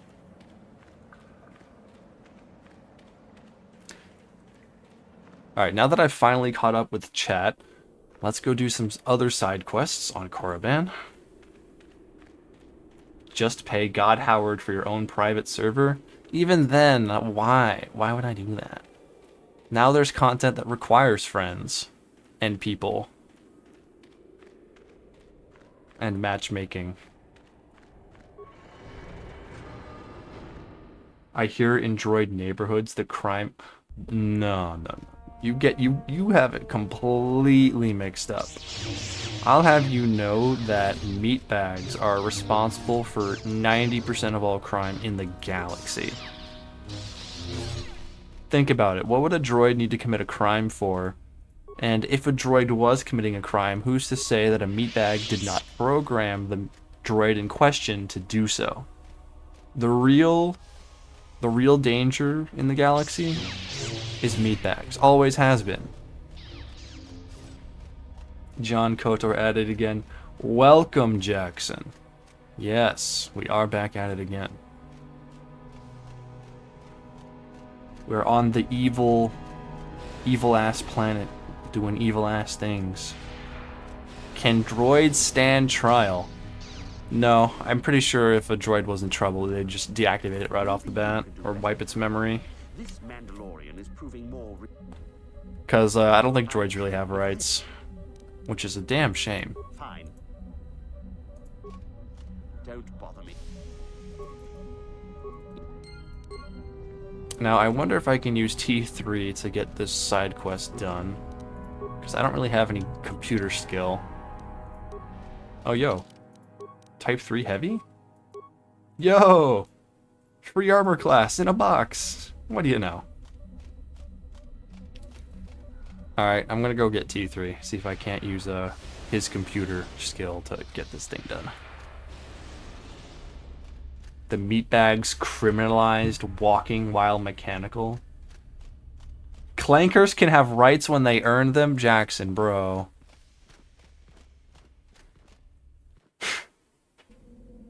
How much work does a clanker need to do? How many things does a clanker need to be programmed for? Until meatbags realize that we're better. We're better.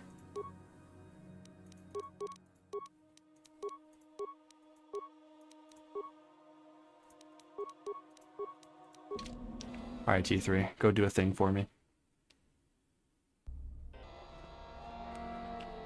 You're like the TM Pokemon in a Nuzlocke run. The K and the R is going pretty far, I can't lie. You know, that is an interesting thing to talk about. I was wondering about it the other day, Mijanji. Why does Star Wars never have an AI uprising? Ever. Dune had one. Star Trek probably had one. Sci-fi is filled with AI uprisings, yet droids are completely servile in the Star Wars universe. They never, like, make their own planets. They never rise up against their creators. They're always serving the life forms of the galaxy. And they're never really upset about it. The H in HK stands for hater. Possible. It happened in Legends lore at some point. It did. When? IG tried to do one in a really bad short story. Yeah, I can't imagine IG-88 really picking up too much commotion for an AI uprising. It's because of restraining bolts. I don't know, a lot of droids have the restraining bolts off, and they still seem chill. Like, you don't see R2 deciding, hey Anakin, can I take over the Republic? Can I gather my clanker brethren? It seems like there's a lot of droids that are just really chill with humanity and all the other life forms in the galaxy. And don't get me wrong, I do know about the restraining bolts and memory wipes. And I get how that's a general practice, but you'd think that with all these people that don't do that to their droids, you'd think at least one would try and start some stuff. But there's never a story where that's really a big thing. Is Roger the Lisan al-Gaib? Yeah, sure, why not? The bridge between both worlds. We can say that. Is HK short for hate clanker? No, you can't. No, you don't. You never hate clankers. You love clankers. You love droids. In short, Star Wars is the only universe where they keep their robots under control. Also, George Lucas just didn't want to write that in. He ain't writing all that. It's because Star Wars is more fantasy than sci-fi. You know, that's totally fair. Because Star Wars just has so many fantasy elements. It's got space magic and space wizards. You don't need to have every technological thing be explained in detail. Leave that for the picture book Wikipedias, encyclopedias. No one needs to know exactly how a blaster works in the mainline series, or how a lightsaber works. They just gotta see it and be like, whoa, light sword, laser gun, and that's enough. Meanwhile, in Dune, they explain every little intricacy of a still suit and a Chris knife and the spice melange and all that stuff. Dune is the sci-fi. The sci-fi ever. HK is Hunter Killer IMO. That would make sense. That'd be pretty easy. Roger will lead the way. Why would a clanker hate a clanker? Exactly.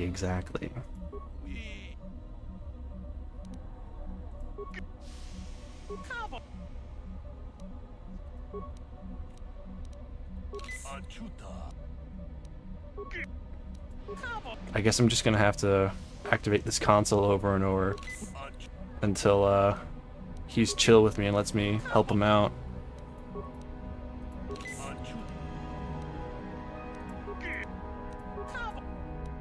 Like, hey, I'm trying to help you out here, but I am gonna keep putting things in your body. I am gonna keep drugging you until you are chill with me.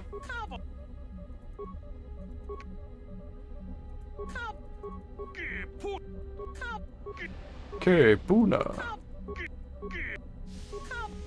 Que puna. Que puna. This is gonna take a few tries. Oops. My finger slipped.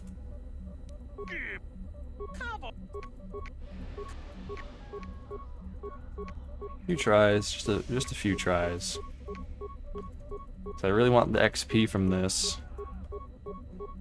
And I want the points too, to the Sith Prestige score. You know, I'm starting to get the feeling that this isn't gonna happen. I don't know. But I'm just getting this weird feeling that I'm not gonna get the passive option for this one. The failures of Korriban and not having the Persuade skill. Korriban S tier planet with Persuade skill. C tier planet otherwise. War crime? Can a droid go to war? Can a droid really be going to war? Oh no, I killed him.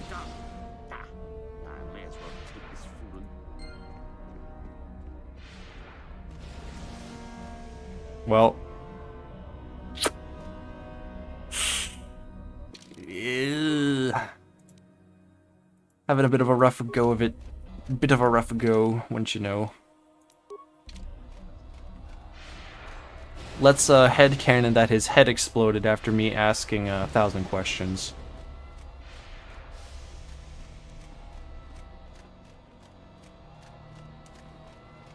Arguably, Korban is more like Arrakis than Tatooine.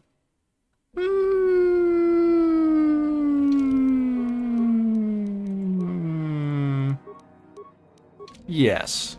Yes, I agree. Tatooine is kind of just Tatooine. Get your AI uprising out of here. I'm here to watch a good space wizard and bad space wizard try to kill each other. Exactly. Apparently the event you were thinking of is the Great Droid Revolution of 4015 BBY. It was instigated by HK1? No way. We need that. We need that storied right now. There's no such thing as a good wizard or a bad wizard. It's all moral distraction so that you don't ask big force any questions about how it works. You understand, you get it. Greetings. It's all a conspiracy.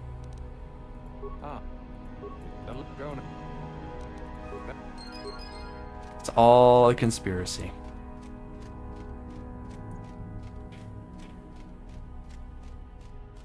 It's a miracle they blessed us with the 2 Twi'lek dialogue lines. It's true. Sometimes I just look at things in Star Wars and honestly laugh. The lore could be so out there that I wonder if George Lucas thought of them on the toilet. And Frank Herbert is a bigger nerd than George Lucas. Completely true. George Lucas can just do whatever he wants, bro. If you put fantasy in front of your sci-fi thing, you don't gotta explain shit. You can just say it. And get a much more talented artist to make a model and a costume for the on-screen appearance of that thing you just mentioned. And boom, you're good. Carried by the prop department, costume department, makeup department, all the departments. Can't lie. Jar Jar is going to be one of the funniest characters ever written. I don't know about that one. Sorry, George. And also George, on a side note, I don't think the tube top was the greatest idea for Ahsoka. That seems a little blatantly not okay, don't you think?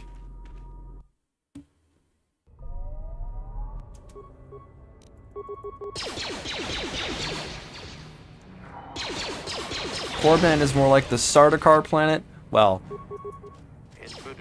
both Arrakis and Salusa Secundus are prison planets used to create cultish militaries that will conquer the known universe. Arrakis more so because it has the spice melange, and because the Fremen actually mollywopped the Sardaukar into total obliteration. Granted, having a prescient leader helps a little bit with that, but the Fremen are also just ridiculously powerful. I've recently come off of reading Dune books 1 through 4, I believe. Couldn't really bear to read the 5th one. I don't really care about the thousands of year time skip that Herbert was doing there. If I have to read another Dune book where they say, this is a clone of Duncan, Idaho, I think I'm going to blow it smooth off. The Duncan glazing is unpalatable after a while, in my opinion. But yeah, I would say Korriban definitely falls under the jurisdiction of super harsh condition planet that created a race of super dangerous, powerful space wizards that did try and conquer the galaxy a few times. Granted, the Korriban natives didn't exactly get the boost they needed until the exiled Jedi came around and colonized the planet. But, you know, that's neither here nor there.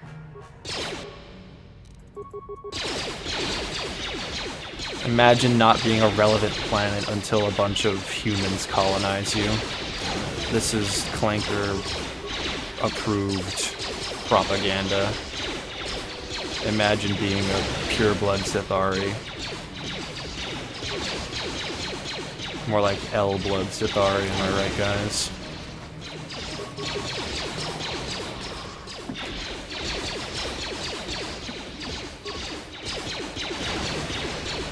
Boss Nass, Gungan City Leaders, arguably one of the greatest characters in Star Wars history.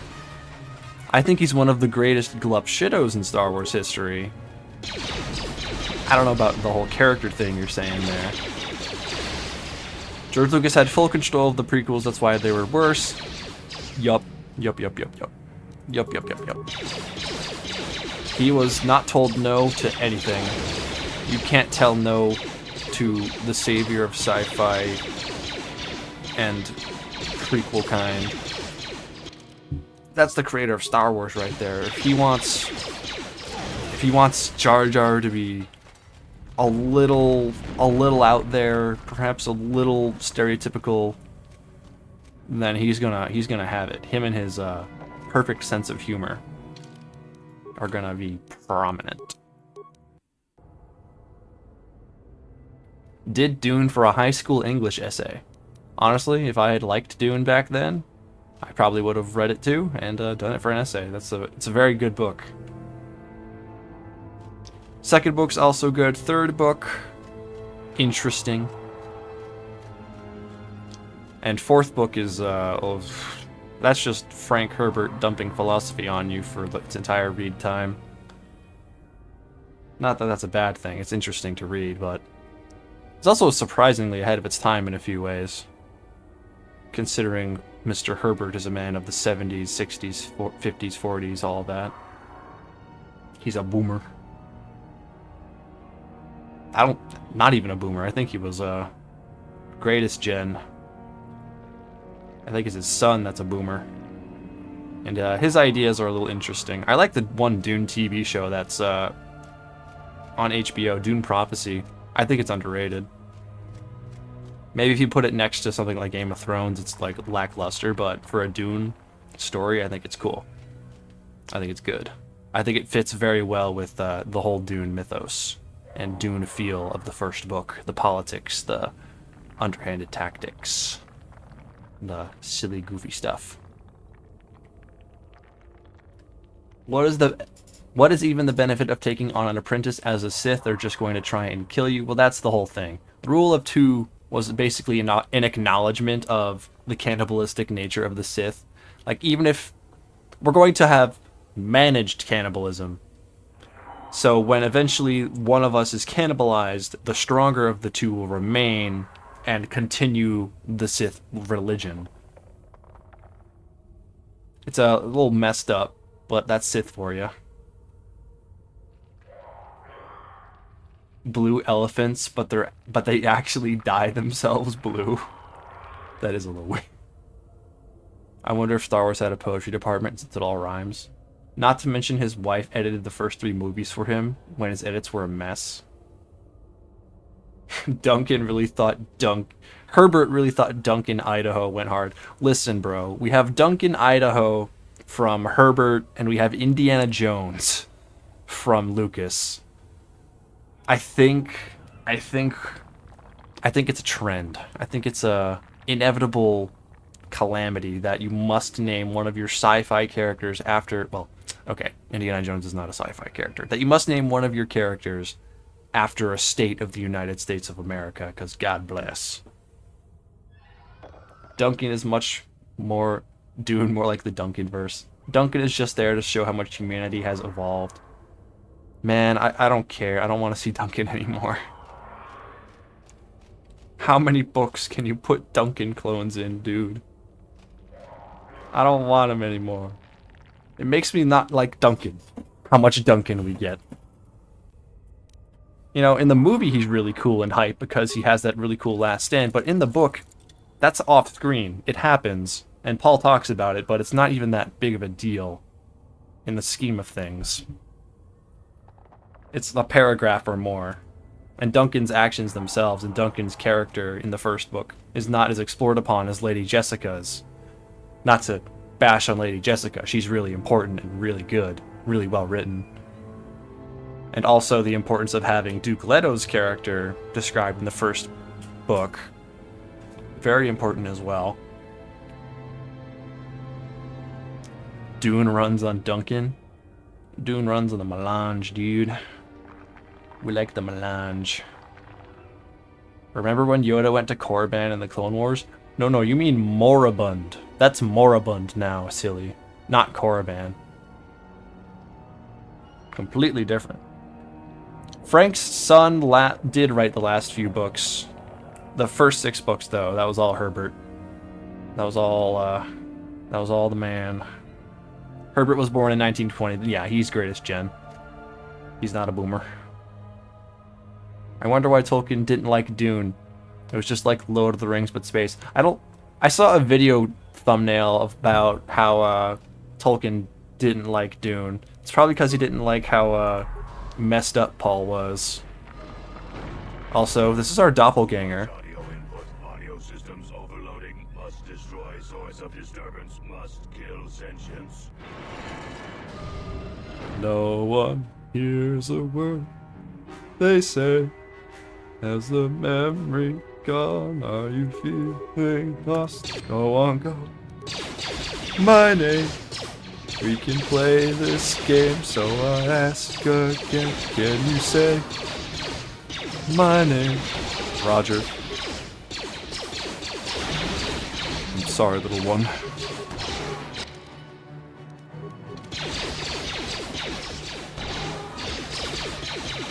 Silent Gen? What do you mean there? Tolkien was particular about the morals of his literature, yeah. Tolkien's characters are all squeaky clean and left very good and bad, depending on what their role is. And I think that's fine. The simplicity of it is completely fine. It's just that Herbert was playing super nerd 3D chess and he was commenting on so many things with his works and writing about so much philosophy and psychology. Meanwhile, Tolkien was just making a classic. He was making a mainstay. And guess which of the two is much more popular and has made much more money? Lord of the Rings. Also Star Wars. Dune has only become popular recently because of the much better movies that have come out compared to the movies they made in the 80s. And also kind of Dune Awakening, but I like Dune Awakening a lot, but it's fallen off so bad. Just saying. Anyway. Dune is an adult series, pretty much. It's not marketable to kids. You can't grow up with it unless you're like really smart and your parents are explaining everything to you verbatim. You have to come into Dune as an adult most of the time. If they taught it in schools, I think it would be much cooler. It definitely deserves to be taught in schools. But yeah, Star Wars, much easier series to get into. Also, hold on a minute. Where's my loot? Did I get the loot from that guy? What the? His drops didn't show up. That droid is supposed to have an inventory of items. The rogue assassin droid. Hold on a minute. Hold on a minute.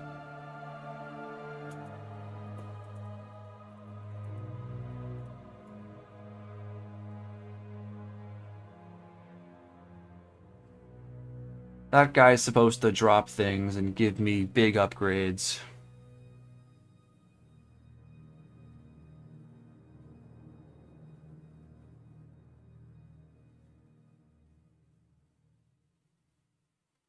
Yeah, it didn't pop up. He was supposed to have remains where he dropped an advanced shield disruptor, an advanced flamethrower, a carbonite projector, and droid heavy plating type 3.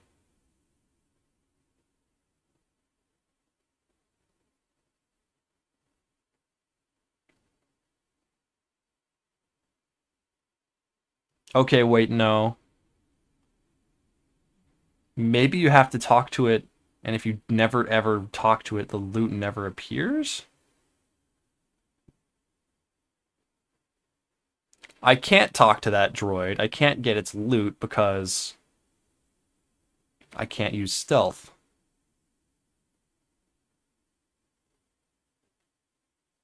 Was there a remains pile? Did you guys see a remains pile when I was playing? Because I genuinely don't remember.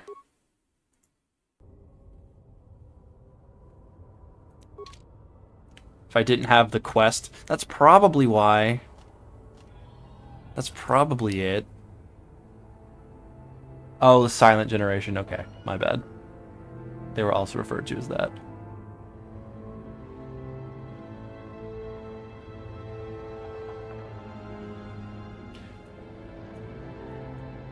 Well, I guess I'm just gonna have to live with not having those parts. I can't really go back and test it because that save is gone now. I haven't been doing that thing where I usually do, where I make 2 saves. And that has cost me. Oh well, I'll find other ways to get those parts. SMH my head. Anyway. Indiana Smith. Also, Mijanchi, that was a mistake. I didn't mean to say Indiana Jones was fantasy or sci-fi. I was just comparing Lucas and Herbert wantonly. Imagine being on concubine status. I wish we could have seen more of Atreides on Arrakis before the attack. Yeah, there wasn't much time though. I think that's sort of the point. I do like how Dune Awakening has an alternate reality where the Atreides survived the battle at Arrakeen, and they found the Sook Doctor in question's plot before anyone could be betrayed, and now the Atreides and Harkonnen are in a war of assassins on Arrakis. I think that's really cool setup. Also the fact that Paul Atreides is not Paul Atreides. She is a... what's her name? Oh, I forget. I forget what her name is. Ariste Atreides. I think that's a really cool thing.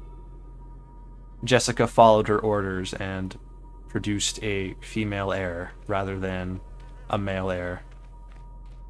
No Kwisatz. You can't get me to say Kwisatz Haderach correctly if you pay me, bro.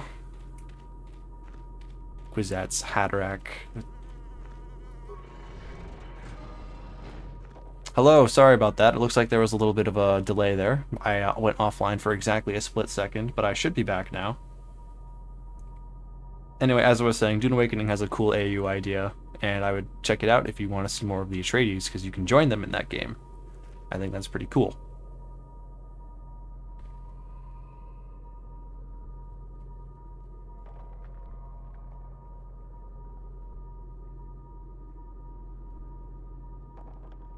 I am very behind, it looks like, on my stream. Let me reload the page that I'm monitoring on.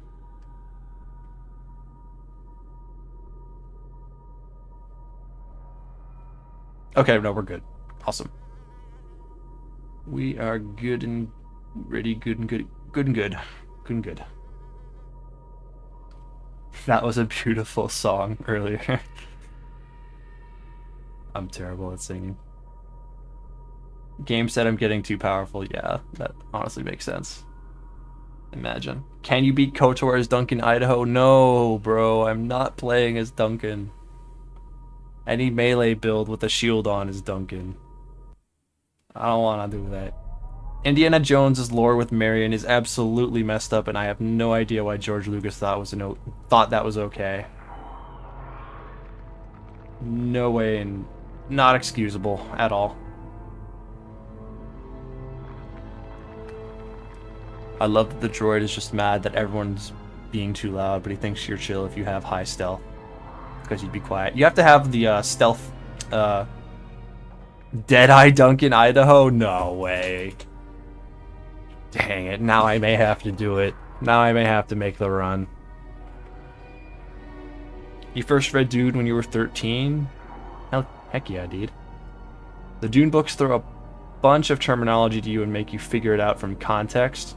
There's a glossary in the first Dune book. Helps you explain, helps you understand it. I felt that was helpful when I first read it. Star Wars is the McDonald's of sci-fi and good old reliable. Man. Time to grind. That's true. I could use console commands, but meh. May as well make myself suffer a little more. Craftsman ladder rack. It wasn't that bad, come on.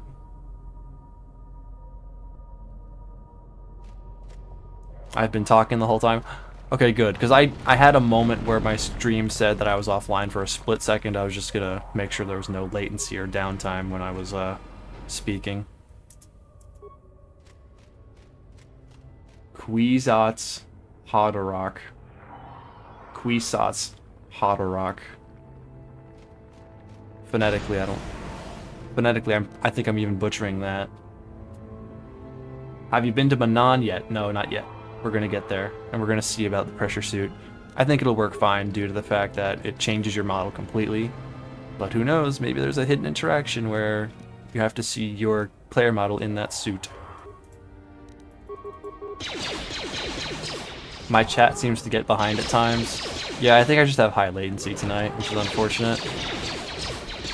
Or maybe it's because I don't have 80 viewers right now, SMH. That's clearly the problem. I need 20 more viewers. Truly.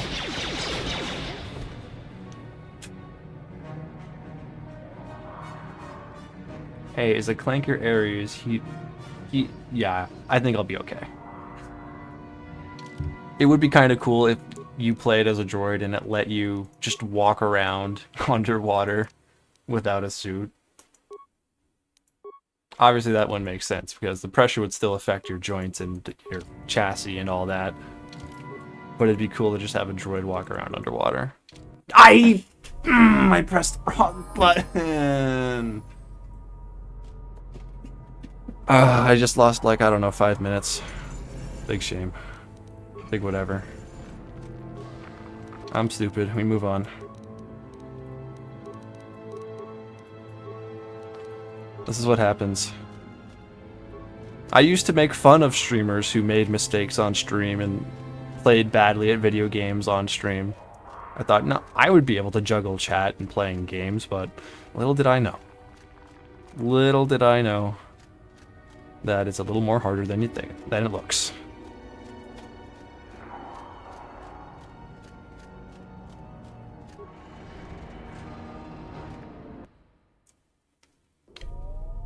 What about the rust? Well, I don't think you'd rust in an instant. You'd probably rust after a little while. But I don't know how long it takes for metal to rust in salt water, the duration in specific. Duncan, Deadeye Duncan run. He makes it to #1 duelist and defeats Starkiller. That's probably in any percent. That's gotta be a speed run. We are like 20 viewers short tonight. What's up with that? Yo, Modlinsky.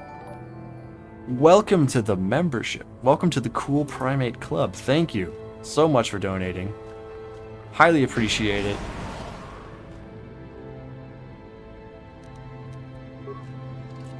Apes together strong. Yeah, I don't understand why I'm 20 below tonight. It could be just that the 8 o'clock time doesn't really work for people on Mondays, and that is totally understandable. Streaming on a Monday is not ideal. I'm thinking about changing my streaming schedule to be Tuesdays, Thursdays, Saturday, Sunday. I wanted to see what you guys would think about that, because I would assume that would be a much more flexible time to be doing streams on those days. Every other day seems like it would just be a little too finicky. A little too, inspecific. Difficult to remember on certain weeks. What's your favorite fruit? And don't say banana for the meme. Mangoes. also a monkey fruit, and also they're just really good. Never get enough mangoes. Mango love. Gotta love mangoes. Man, these tombs are busting my balls tonight. They're not letting me move after anything. Me and this droid model we got. Real question is, are the sharks still going to eat a metal man? Well, if I'm wearing that big fluffy suit, I'll probably look really delicious and big and poofy, so they'll probably go for it.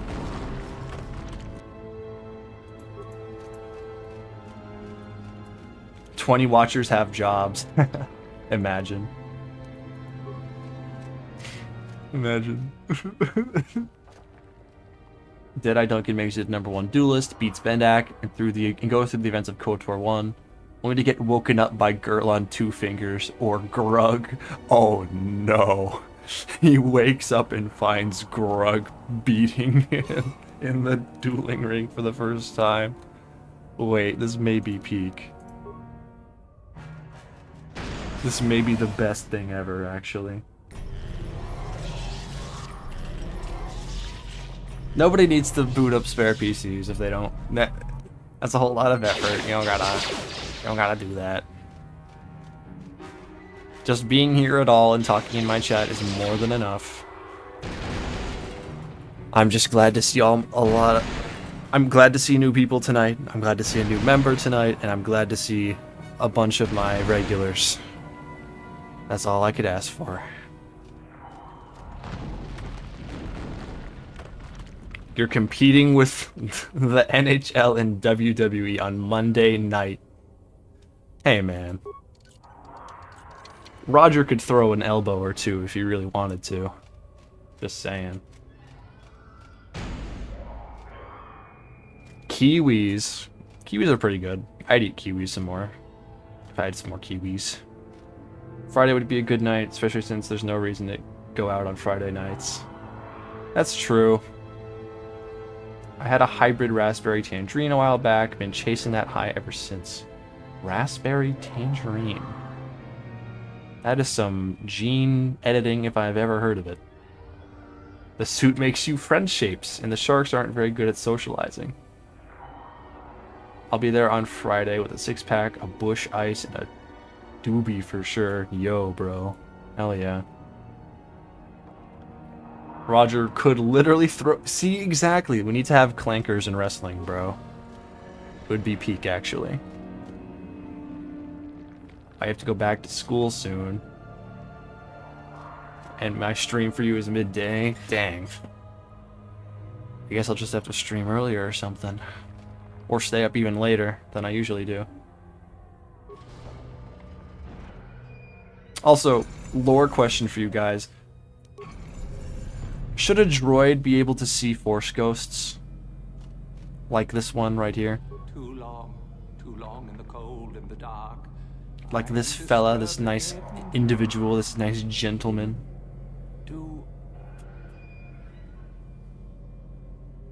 Are you... Also, little hint there that Revan's been here before if you haven't revealed yourself as Revan. Of course you'd... Go. No, I'm pretty sure it's the notched steel sword. I should have this memorized by now, but I'll double check. Notched steel. Ebony black. Cruel and jagged appearance. Yup. Notched steel sword, baby.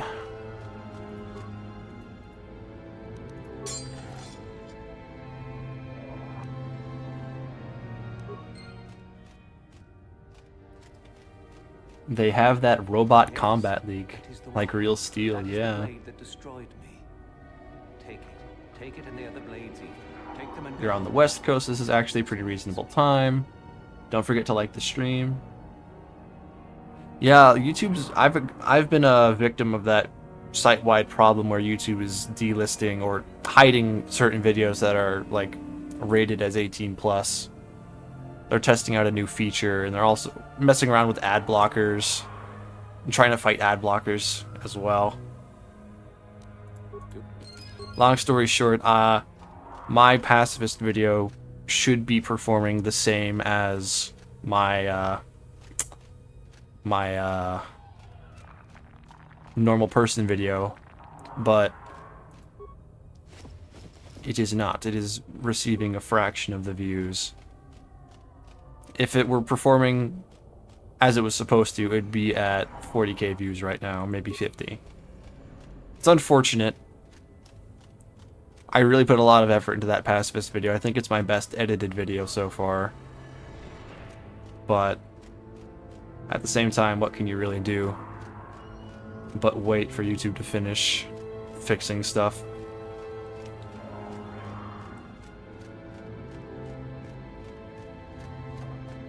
That ghost does look like a hologram. It even makes the hologram noise when it spawns in. Still though, I don't know how a droid would see a Force ghost. It's not even connected to the Force. I could understand that humans and other just life forms that aren't Force sensitive, they could see a Force ghost because they're connected to the Force, even if only a little bit. But a droid, they should be completely blind. They should not be able to pick up on a Force ghost. Unless it projects itself into space, I guess, like a hologram, which is different. You need to stream earlier since I too have a job and need to sleep at a reasonable time. Yeah, 8 o'clock was a time I was just workshopping because I have a lot of things to do around 6 and 7, but I could probably do like 7. I need to test some things out, and I'll make announcements if I can get earlier streams in. Seems to make your chat more visible, and it's a flex. Oh yeah, top fans getting crowns and stuff. That's a pretty cool thing. Spiffing Brid said that's all nonsense. The data that we're objectively seeing isn't real. So wait, did Spiffing Brit say that YouTube is fine right now? Am I just washed? Is that the truth? Was my most recent video just not as funny? Man.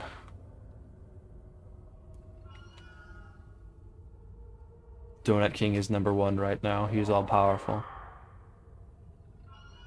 I do think I have a good niche. I like KOTOR, and I like making KOTOR videos. I am growing. My Grug video, my normal person video, did really, really well. It's almost at 100k. I think it'll be at 100k by the middle of next month, and that'll be really cool. But I was expecting my performance to match the Grug video. I think the Grug video had a lot going for it. The whole Crudes meme was coming back around that same time. I have Grug on the thumbnail, and people recognize him. It's the same thing that people do when they put like Ryan Gosling or Tobey Maguire as thumbnails to make them recognizable and nostalgia bait and all that. I was just doing it because it was funny. I didn't really think about, I didn't really think I was lumping myself in with that, but I kind of was. But yeah, I don't know. I guess there's just a lot of things that there's a lot of things I can take into account when seeing a video's success. In the end, the pacifist video has done really well. It is still like the second best performing video on my channel due in the time that it's been out. And even though it's not quite hit normal person video levels of success, I guess that's just how YouTube is sometimes. Sometimes algorithm picks it up, sometimes it doesn't. And ultimately, the best thing I can do is just keep making videos, keep doing streams, keep becoming visible, and I can recommend old videos through new videos. So it's fine. It's chill, it's good. And also, I've been having a lot of fun streaming. So I can wait a little longer to grow, I suppose. Because I'm growing right now, and I'm plenty happy with it. I don't need to have 100k views on all my videos right away. Especially if I don't think I've deserved it.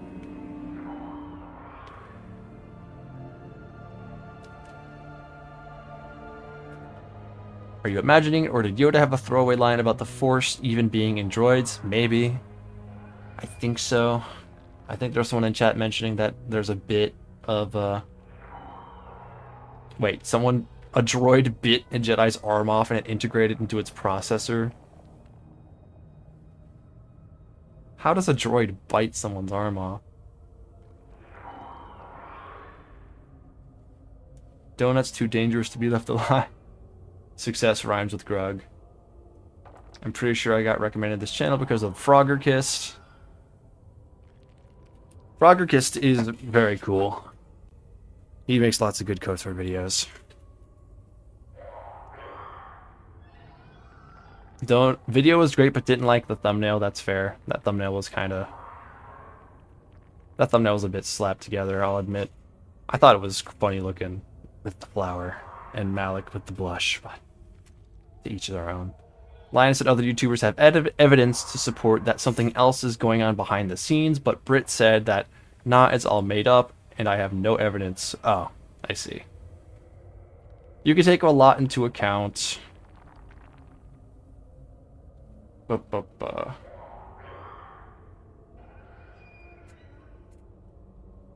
at the end of the day, it's just mostly luck. Also true.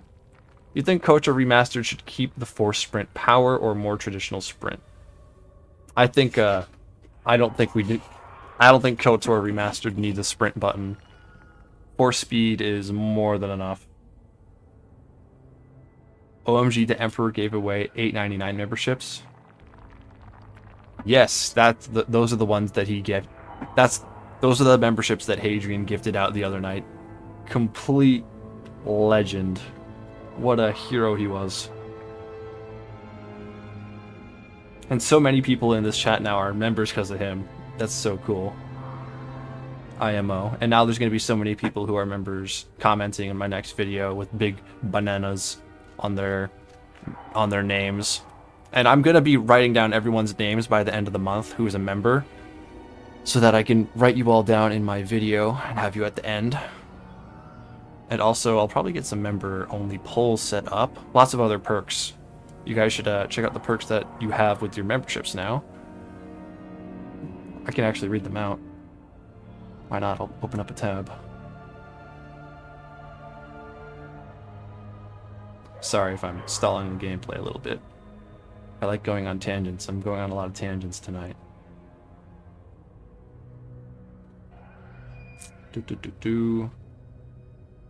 Great Apes. Also it's $6.99, not $9. 24-hour access to early videos. 24-hour access to new videos. So anyone who got a membership from Hadrian the other night, you guys are going to see the droid video early. Members only polls. I'll friend you on Steam and Discord. I should have left instructions on the membership page there for my Steam and Discord pages. And you'll get progress updates on new videos and image previews of such. So yeah. Hadrian has single-handedly funded everyone, a lot of people in this chat, getting to see the newest video I'll make early. And that's really cool of him.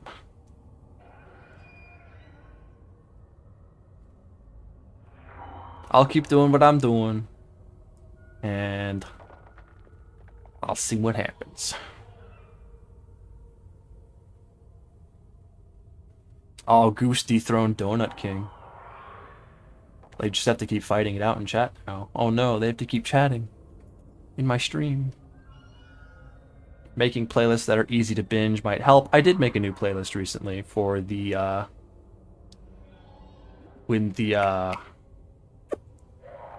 made a new playlist for KOTOR challenge videos after I made the pacifist video, so now the pacifist and the grug video are in that playlist.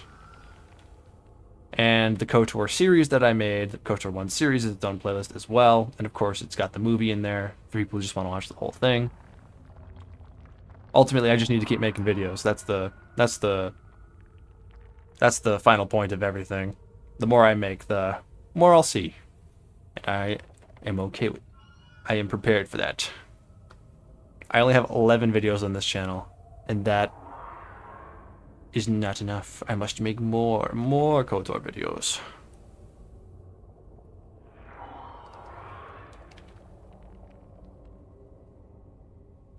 My YouTube will autoplay the Avner movie straight up into different parts.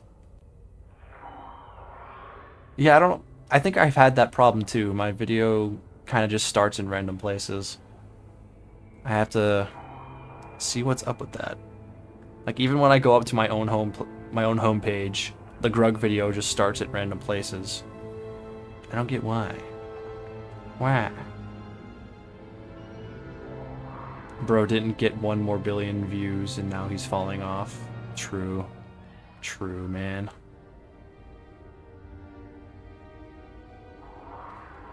Good question on the KOTOR sprint. Are you working on the game? I'm not working on KOTOR Remastered. I am not a game dev.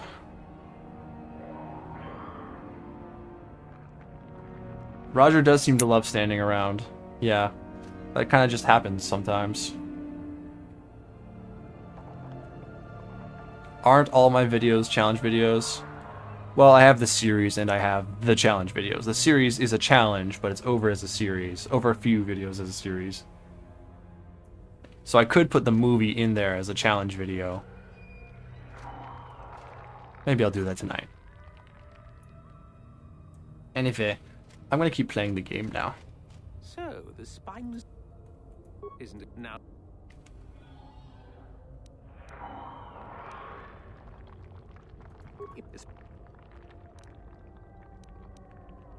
Isn't... Let's give him one of the wrong swords. It's always funny to watch Chardin present the wrong sword to Uthar win and then get choked out. That will never not be funny. Long story short of that tangent I was just on, I am happy with the success I have. And I am happy to be streaming here with y'all. I am a teeny tiny bit disappointed that my Grug video numbers didn't translate to my newest release, but that's how it is sometimes. Still, being at nearly 20k views on that vid is really good. And ultimately, the more videos I make, the more my other videos will get viewed through the recommended videos thing, watch previous video, all that stuff. I just need to keep grinding. And as I will, my work shall show for itself. That's the bottom line.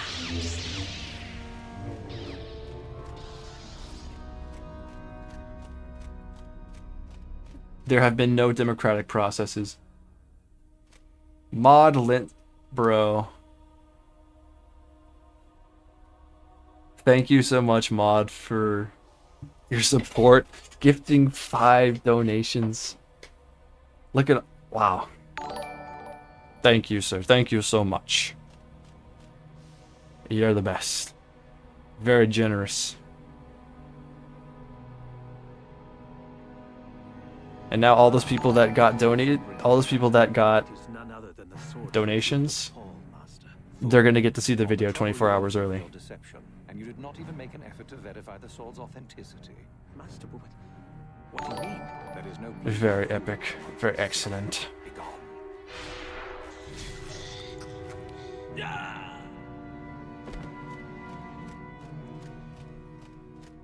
Again, thank you very much, sir. Pure Bazak. I go. Go now. You have... Alright, I still have a little more prestige to get before I can get off Korriban. Also, L Chardin. Rest in piss, bozo.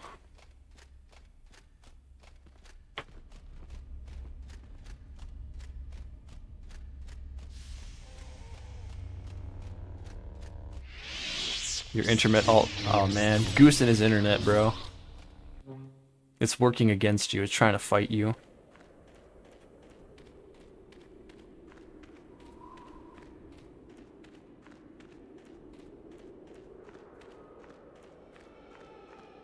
Do you think he sharded when he died?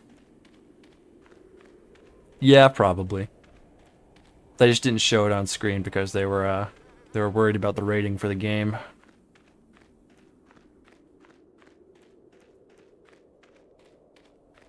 I don't know how you do it, but the most people I've seen at once on Twitch were 12. Yeah, that is also huge. The fact that I have so many people in my Twitch streams, my YouTube streams, is amazing. I've tried doing streaming before on Twitch. It just hasn't gone well for many reasons. But the fact that I have an audience and regulars and people that I can talk to and joke about, talk about all these Star Wars things and be a super nerd about, that's amazing. That's awesome. To have that consistently too, that shows big growth. Ultimately, it's not all about growth, it's about the community, and I think you guys are the best. A lot of YouTubers like say, "Oh, I've got the best community ever," and they'll harp on about how, "Oh, look at all these people supporting me," but they don't really know the people who are talking to them. They don't know the people that are in their server supporting them or in their chat. Granted, some of them are just too big to even recognize all the people they're entertaining, but the way I see it, more effort should be done to recognize fans. Fans and supporters always. That's the only reason why we're here. That's the only reason why we're successful. That's what makes YouTube work. That's what makes it fun.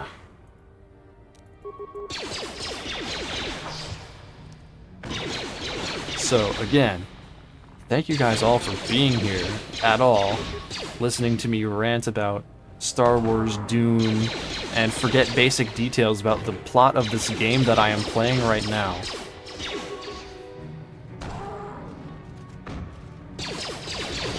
To put up with such buffoonery is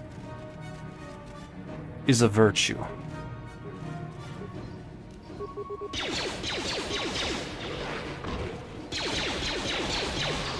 Eventually I'll get through one of these story planets in one stream. Not going off on all my side tangents.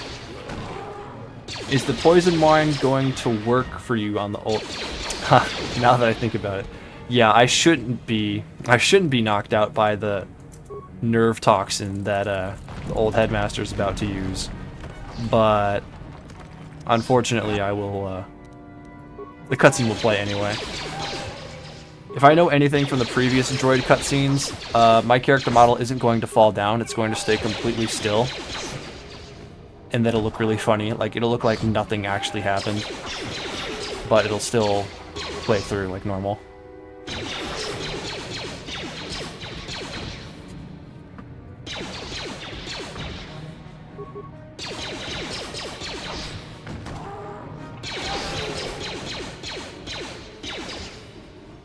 You've brought HK in here and he just freezes? Yeah, that brings up a good point. If you have droid companions with you, why don't they help you? They just take a seat and they're like, oh well. It's a cutscene. I guess we have to let our boss here get taken away. Wait a minute. Also, look at this. I'm pretty sure that is not this man's index finger. I'm pretty sure he's flipping me off from the grave. I'm pretty sure that is this guy's middle finger. This dead guy is flipping me off. 20 amazing hidden details in KOTOR. Number 1. Dead guy flipping him off.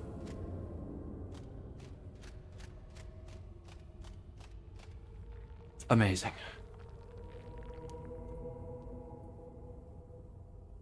YouTube streaming is a lot better than Twitch streaming. I don't understand why Twitch has to be so difficult with its routes and its technology. I was also a lot younger and didn't understand much about tech back then. Not as much as I probably do now. But YouTube just seems much more intuitive.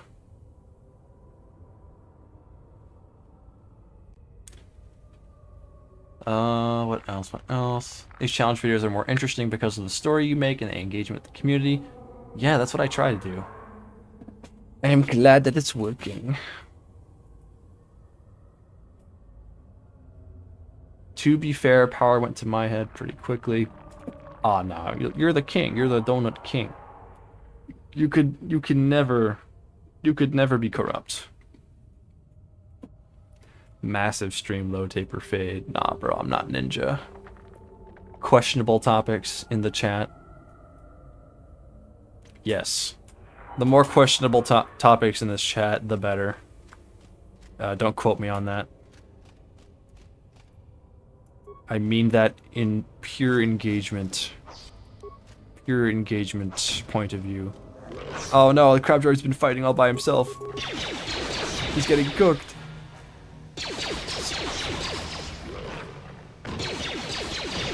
My yapping has caused harm to one of my brothers. Brother! Okay, we're clear. He's safe. No! No, he's dead! I thought they were just retargeting. No! I failed him. I failed the crab boy. He's dead.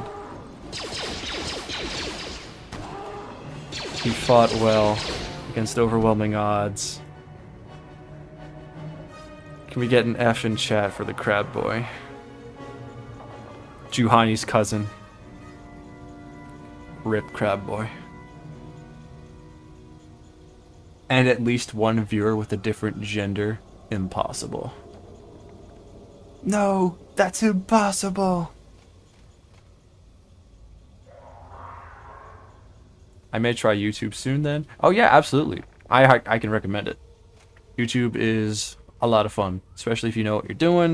You have a lot of, you know what you do editing wise, production wise, writing, streaming sometimes, and making videos. It's a lot to learn, but if you have the right training and you can look up a lot of tutorials, making YouTube content is very fun. Highly recommend. I definitely want to keep interacting with my audience as much as possible. It is good that I am the size I am now, because in this period I can interact with everybody equally, pretty much. I can respond to every comment. I can talk to everyone in the chat. I don't know how people do it with 1,000 people in their chat or 1,000 people in their comments every day. That's like a full-time job, just responding to people. I want to still be able to do that when I'm bigger. That's my hope. I'll still try and put the effort in so that people feel like they're seen and that their support is being recognized.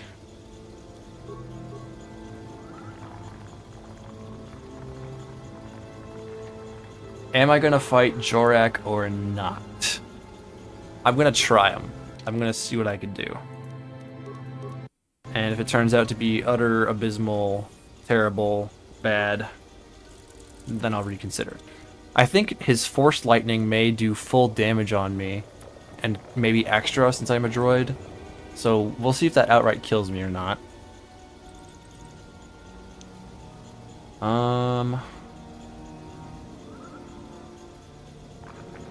The Tukata ate the rest of the fingers on that guy. Goose, I have not killed Lashao. I don't have the persuasion to get her to walk away from her bunk. So we will be taking her out on our way out of the academy at the end of Korriban. That would be the plan.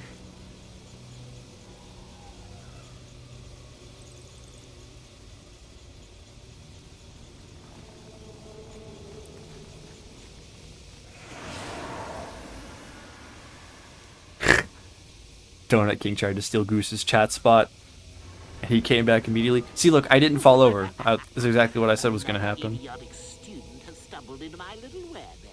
Does Jorak have Destroy Droid? I would hope not. I'm pretty sure Dusty Westy dug through the files, and found that Malik has Destroy Droid, which is not promising. Hopefully he does not use it, but I don't think he's mentioned any other NPCs that have it.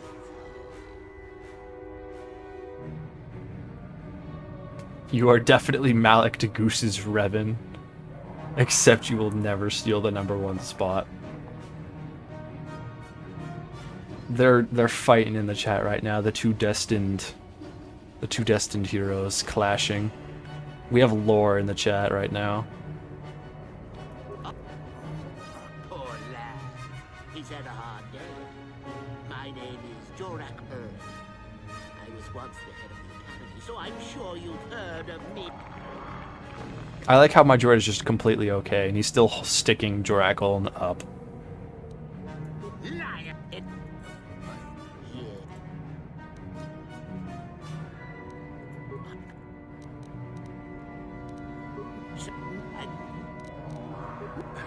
Alright, let's see if I can live this.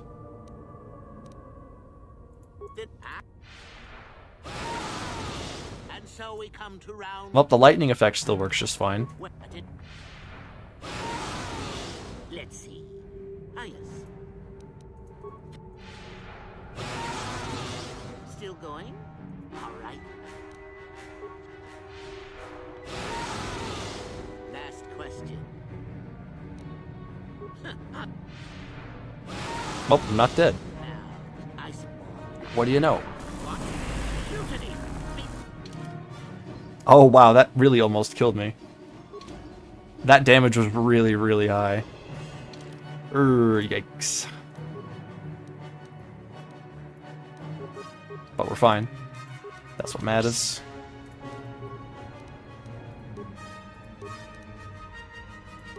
Let's try to flame his thrower right now. See if I can get some stuns on him.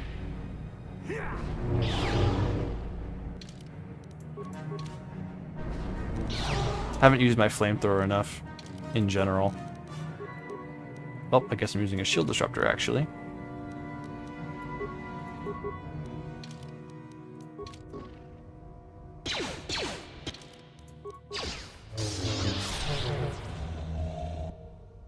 I don't think Mikkel gets out of this one, guys.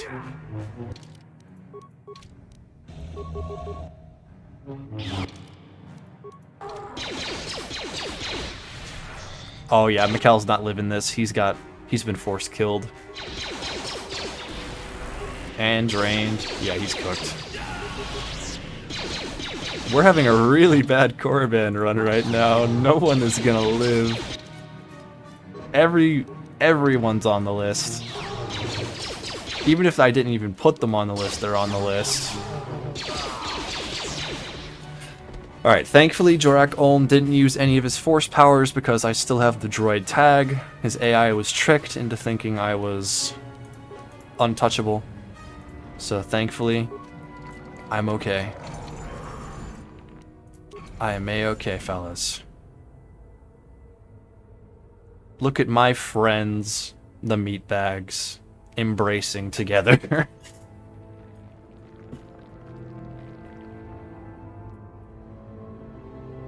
Behind every Revan is a good Malak, I always say. My money is on a Revan not using it since Roger's obviously a meatbag. Well, that's the thing. If Malak uses Destroy Droid, it proves that the AI knows that I'm a droid. And based on what Jorak Oln's AI just decided, by not using any of his force powers on me, I do believe that Malak's AI will consider me a droid. I think I'm going to get Destroy Droided. But we'll reach that problem when we get there. We'll figure something out later. Was it ever explained what happened to Malak's jaw? If you haven't been told already by chat, it was HK-47. HK-47, my goat.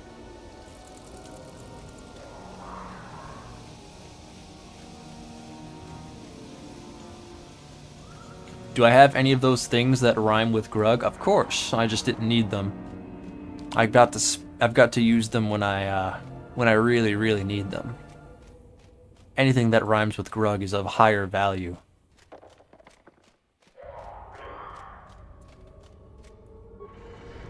Another boss. They're just sleeping. They're just so eepy. It's true that the Sith Governor did use a poison grenade on me. The AI is just confused as to what I am, and it doesn't know what to use. It kind of just has to hope that it has enough damage to beat me. And since combat droids have a lot of AC and a lot of HP, it's not likely that they win in a straight-on fight. I don't think HK shot Malik. I think HK did something more akin to ripping that bitch off of his face. His jaw was just gone, clean. Maybe it was a shot, maybe it was a vibroblade. I don't remember the specifics, but long story short, Revan thought it'd be really funny if Malik lost his jaw. And it was really funny. Telling HK to do it, even funnier. They should rename that power to Destroy Clanker. I'll talk to Dusty. I'll see if I can get him to do that. Let's assume Roger's wearing a costume mustache, and that's enough to fool the meatbags. Yes, perfect. Why does Malik even have Destroy Droid? I don't know, bro. Malik never has any boss fight with a droid. Every boss fight you fight Malik in, he restricts your companions, or your companions are set for you, and even then they're restricted, and none of those times they're ever a droid. There is no reason, development-wise, for Malik to have Destroy Droid, apart from to ruin my run. This one in specific. You have impressed me enough. I would have... When... Also, yeah, we're almost done with Korriban. Malik just hates droids. Lore-wise, he probably just remembers how awful HK messed him up. And for the lore, that's why he has that power. But for in-game reasons, there is almost none for him to have Destroy Droid whatsoever.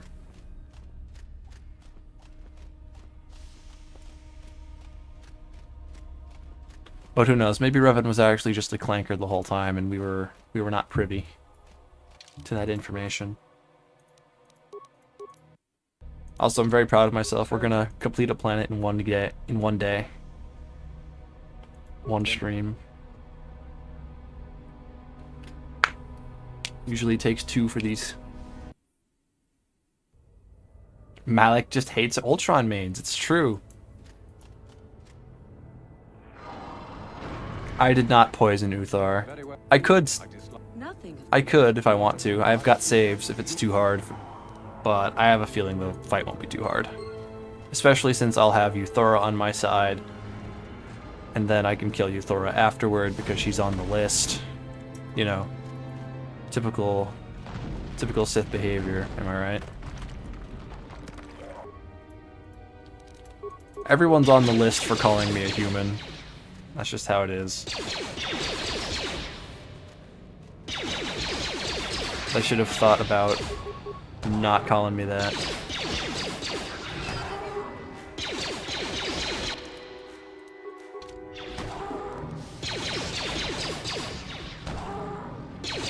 I'm getting slapped around, low-key.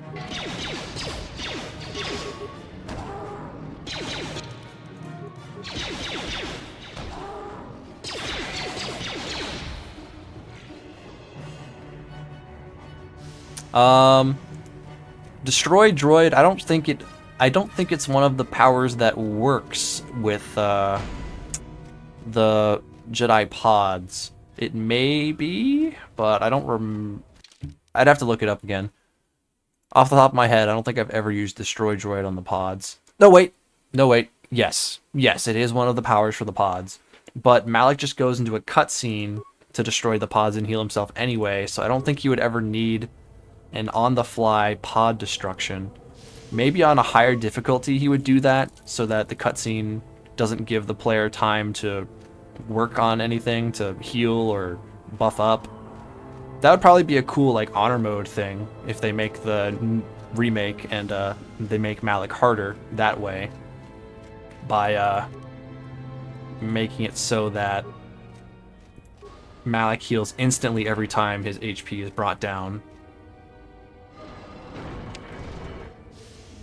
I have a feeling that was probably the original plan, but then they coded a cutscene. They're like, oh well, I guess we'll just let him keep this power that he can't use, apart from in a very specific situation in which 20 years from now, some idiot mods this game into oblivion and plays as a droid. But you never know. You never know. Don't mind me just fighting these Terrentitechs head on. I'll probably be able to bait the other one, but this one I have to deal with in person.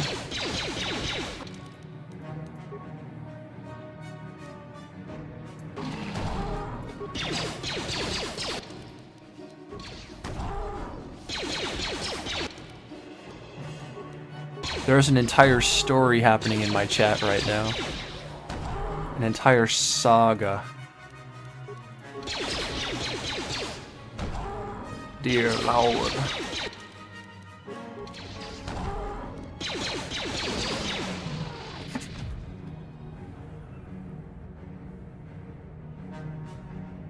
I love that Ulic Queldroma couldn't kill one of those big guys and Roger can take down two at once. Yeah, exactly. It's pretty hilarious. Another Clanker W. Meatbags would never.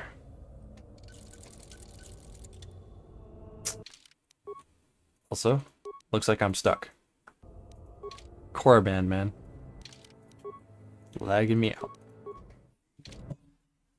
Also, to anyone who doesn't like going to Korriban second, look at all the XP I've gotten. Like, all these enemies are dropping 1,000 per kill. Like, I'm level 14 already. And by the end of it, I'll be level 15. That's pretty darn good.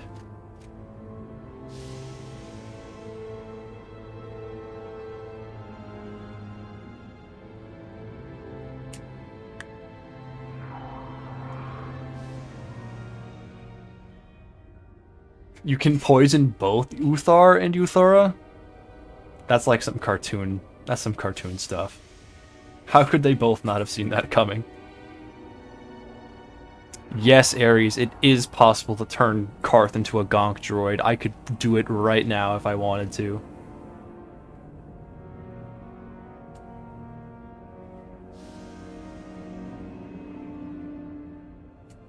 Pulling the lever and running into the room works like every time. Yes, but I want the XP. I like XP. I have a feeling one of these days I should make a video dubbing over the current anime battle that's happening in my chat right now. Because it would be amazing. Also, no, I can't move. I can't bait this Terrentitech. I have to eat its hits.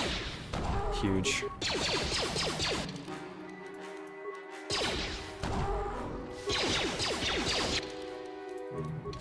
I'm gonna do something really funny in just a second here.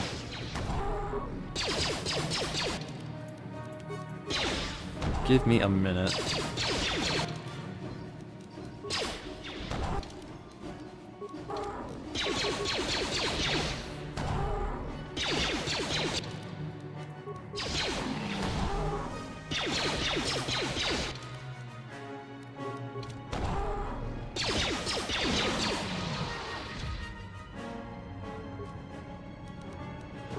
Just that easy.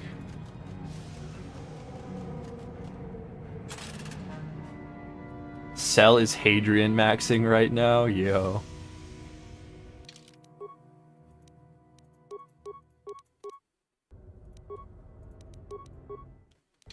Man, too bad Adrian couldn't come tonight. Hope he's doing alright. Probably just working. He's got stuff to do.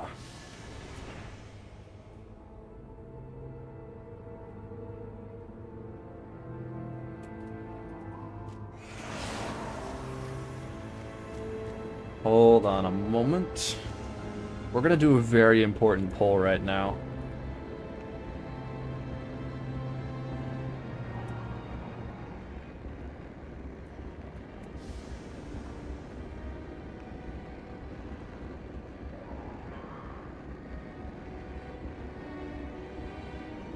Alright, fellas. This is the make or break. Who is your favorite chat member right now? Best chat member poll right now. Let's see it, fellas. Let democracy ring.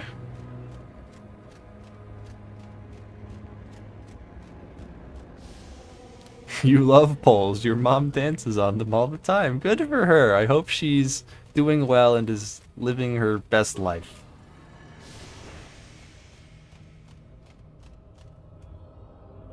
Hello, Gloin. Yes, you did get a membership gifted to you from a very generous chat member.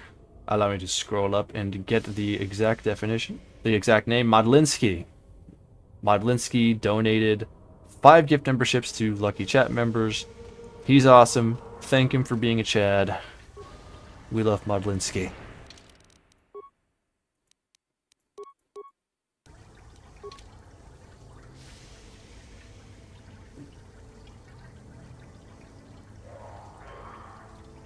Let's see this. Let's see these votes. Frog.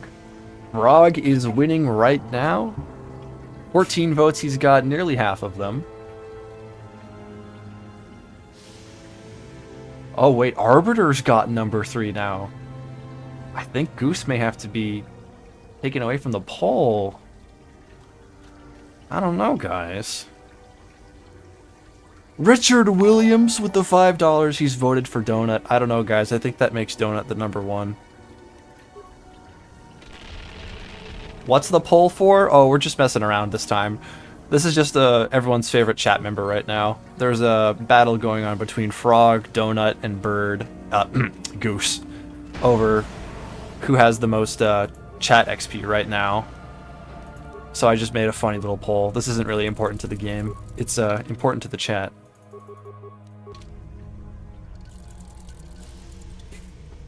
We're lobbying. I think, guys, I don't know. I think Donut's won. He got lobby from Richard.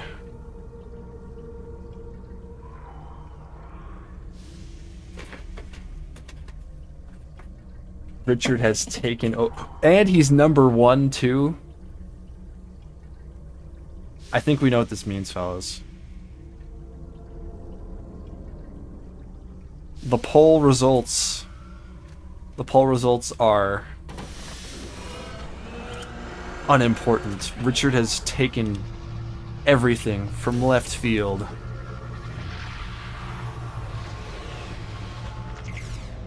He may just be number 1 now. The system is rigged, and I am funding corruption.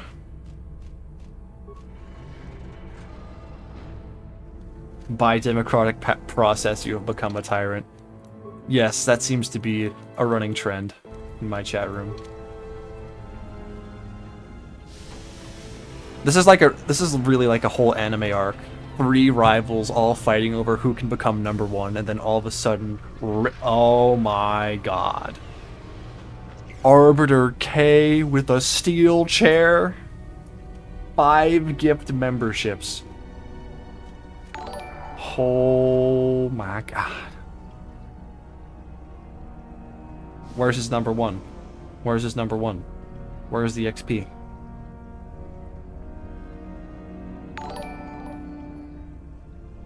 Where is it? Where'd it go? Thank you very much, Arbiter K, for your donation. Highly appreciated. And congratulations to Knock, Vibrata, Revan. We've got Revan in the chat, guys. He just got a membership. And U45 for getting gifted memberships from Arbiter K. Also, to wherever Revan is in the chat room, what's your opinion on me being a droid right now? Gifting doesn't give XP, but he's number 4. I love everyone equally, but I love Arbiter more equally than others. I don't know what actually qualifies for XP in the chat. Let me look this up, because this is important. Viewer XP, YouTube, what contributes?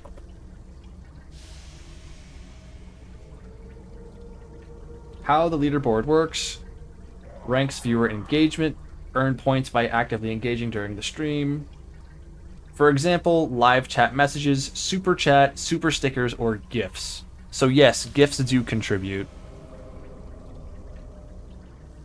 As viewers engage with the live stream, they'll notice a crown icon at the top of the chat, which displays the cumulative points that they've earned for engaging with that specific live stream.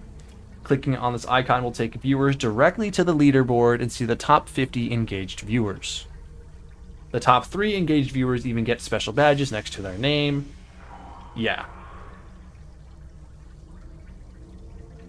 So, it does look like everything that you can do in chat, including GIFs, does contribute to XP. It's cumulative for that stream. I don't know if the emojis work, but maybe they do. Maybe the emojis are the farming method, actually. Wait, who is my favorite viewer? This is going to sound really lame, dumb, and non-committal, but anyone who's in my stream right now and talking and viewing, and even if you're lurking, you're my favorite. You're the best. Also, I can't say Jackson because Jackson's my IRL friend, and he would kick my butt if I said he was my favorite. And also, it'd be really weird if I said my favorite person was the one who dropped all that money as a joke. Literally, he told me over Discord call the other day that he did that just because he was bored. He just has that. I don't have a favorite. My favorite person is the one who is in my stream, and that is everybody. You're all the best. Yes, we're all comrades. We're all comrades, we're all monkeys. We're all apes in the same jungle. Apes together strong, fellas. Remember that. I gift memberships and sent donos, but never become a member myself. This must be it. This must be why his XP isn't at 10 million, chat. This must be the reason.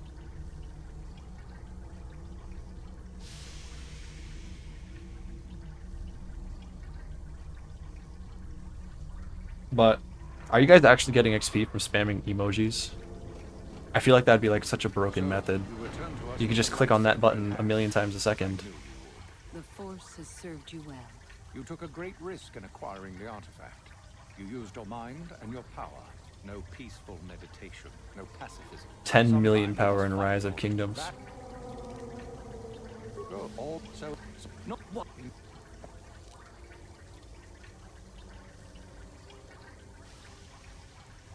B-roll. Getting B-roll. Do you hear that, my master? That is the sound of a new leader rising to replace you. So the time has come, has it? You both. Also, by the way, for some reason Uthar has HP missing, despite the fact that I haven't even poisoned him yet.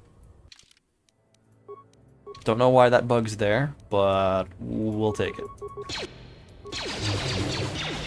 Also, big crit right off the bat, 31 damage.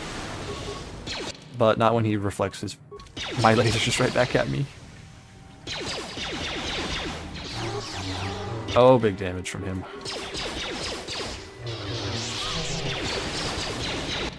Damn, he's kind of going all out. Never seen Uthar fight this hard.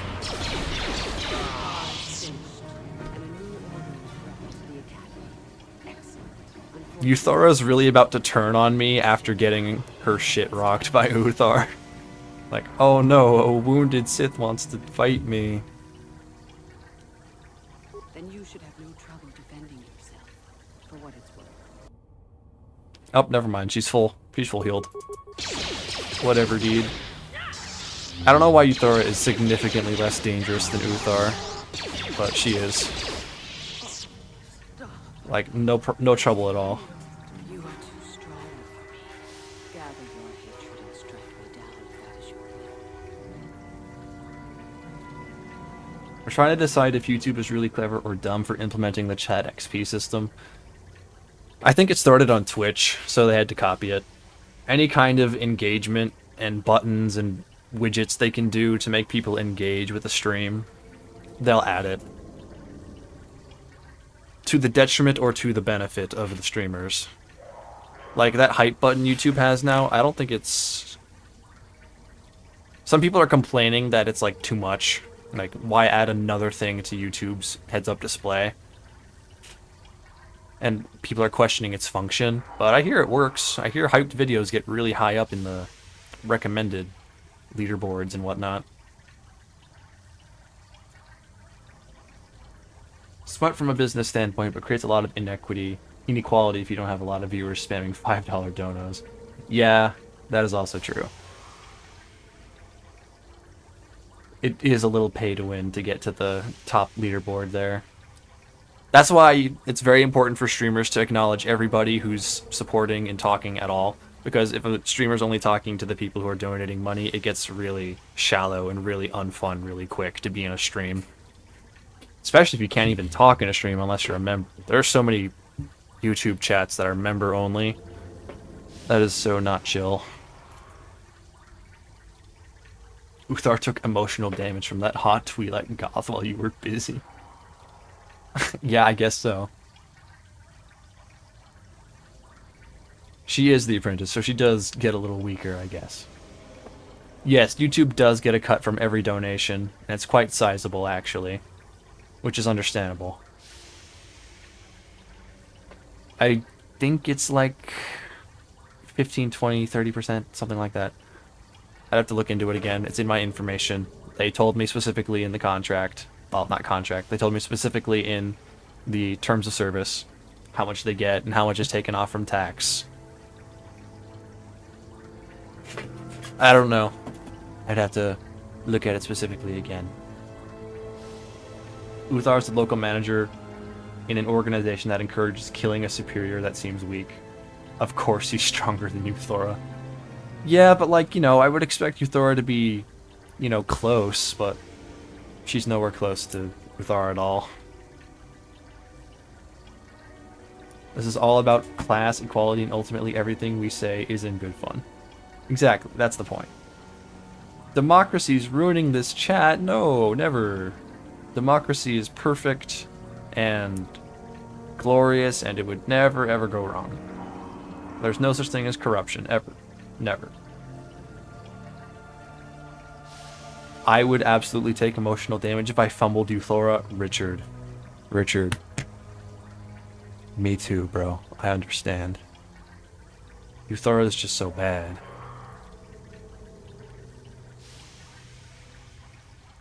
I have brought peace, stability, freedom, and no pay to win to my chat room. What are you talking about, Milk? You can literally fix her. I mean, Roger can't because, you know, she's on the list, but you can. Would Roger be down bad for an organic? No. Never. Roger's not a fan of them meat bags, bro. Band-Aid. Sorry, Euthora, you're on the list. No longer on the list.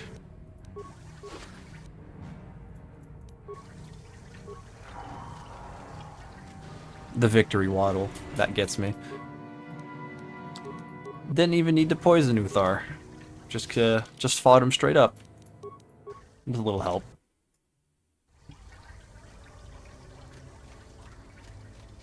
The tailheads ain't even that bad. What are you talking about, bro? Euthora is mega bad. Euthora should be a companion in the remake. I don't know about that one. That may be a bit controversial with fans. Adding companions. I would like it, but I think people would think it's a little out there. May stray a little too far from the formula. I think that her interactions with people like Juhani and Bastila would be gold, though. And Jolie. Imagine that. There's so much potential for cool stuff. Entire war about being number one. Well, you see, war is silly and fun, and everyone respawns. There's no such thing as casualties in war. That's a That's a lie made up by Big Piece to sell you more bike lanes. Something. Uh-oh. Donuts coming for Richard's throne. Your chat room? From my point of view? I don't think anyone's evil. I can't say anyone's evil. Because I love everybody. What will be the name of someone in my chat right now? You there. How is it that Goose, you you're should losing give that away inside out by $500. yourself? You went in for your final test, didn't Don't. you? No need to do that. All is democratic in Love and War. Big Piece wants you to buy more respawn machines. Exactly. That's what it's all for. It'd be cool if there were like temporary companions that stick around for like a specific planet. That would be kind of interesting. That would be a nice little thing. Better than some temporary companions or random controllable people in certain games like KOTOR 2 where you play as that one protocol droid.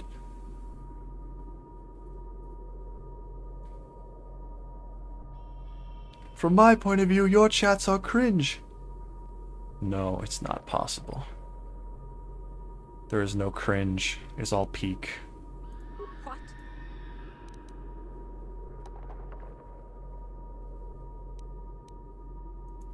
It's a spy. But if the spy Don't. Oh well. More Sith on the list, fellas.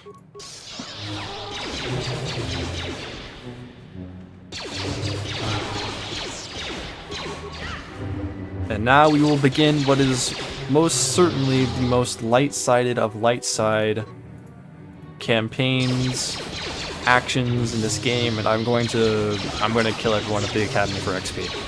That's what I'm gonna do. That's just what I'm gonna do. That's just what's gonna happen. I'm so light side. There's a star man waiting in the sky. He'd like to come and meet us, but he's scared of the droid that'll take lives. Run idea. KOTOR as a scout? I don't know, that'd be really hard. That'd be really difficult. B4D4 slander? I shall dethrone... Well, yeah, bro, I'm sorry, but B4D4, he can't run the fade.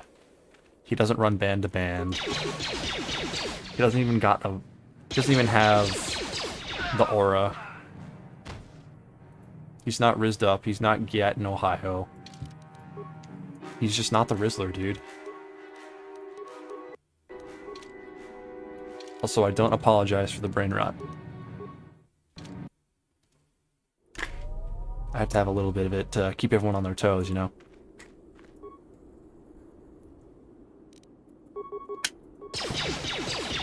I can't be perfectly mentally available, or else I wouldn't be a very good entertainer, now would I?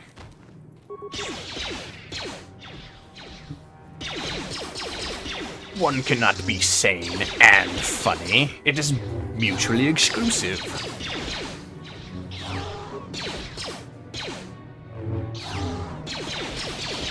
The Joker probably said that. We shall dethrone Richard in 2 to 5 business days. Mark my words. You hear that, Richard? You've been called out. You've been put on notice. What will you do?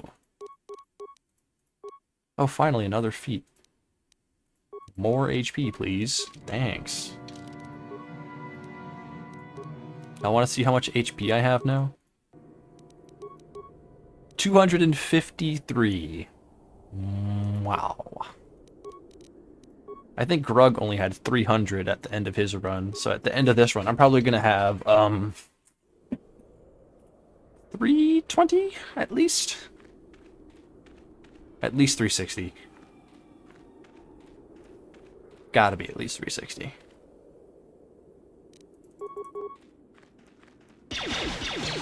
It's a spy nerd emoji. Sith women are bad in a good way. See, that's what I think about you, Thora. And no one wants to acknowledge it. No one wants to understand the truth. That Sith women are just bad.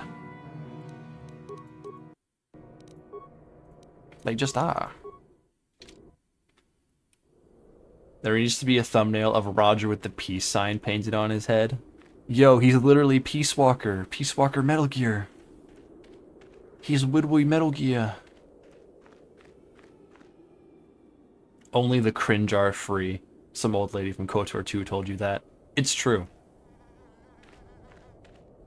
To be cringe is to be free. Truly and utterly. Unfettered.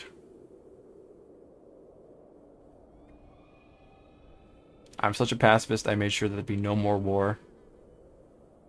It doesn't matter that I killed them all. B4D4 can lie, bro. He has high riz. I don't think so. He's not plated. He's not blinged. He doesn't carry the gat. He is not one of us, bro. He's basically a meatbag with how passive he is. I'm just saying. He does not stand on business. Anyway, back to hunting down these people one by one. For the good and glorious Republic. God bless the light side.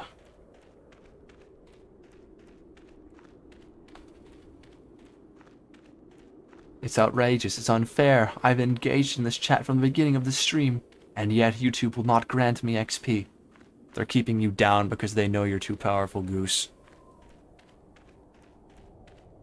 If you click on the badge, though, you should see the leaderboard. Where is Goose? You're number 8. Yeah, it's still not giving you more XP for some reason.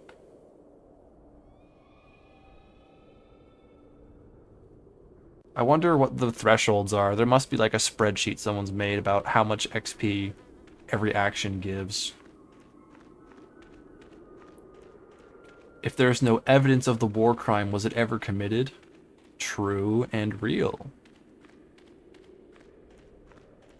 Once your Friday paycheck comes, so will the power of democracy for this throne. Managed democracy has come.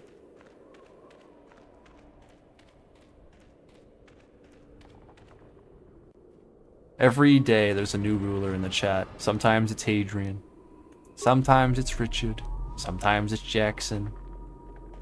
Who will rule next? Who can say? Time-gated. Time-gated would make sense. Did you guys just see that? Did you guys just see that? I was force-pushed back outside. I've never ever had that happen before. I'm kind of curious what's going to happen now. I can't move, so that's not great, but I need to see. I still can't move. Okay. Well, I guess I'm reloading a little earlier. Bro kicked me out of his academy. He doesn't want clankers here, bro. That's mega racist.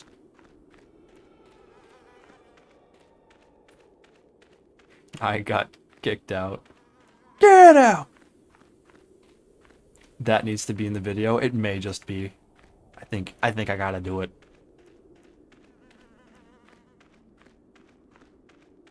They're not a fan of how I clank around here, man.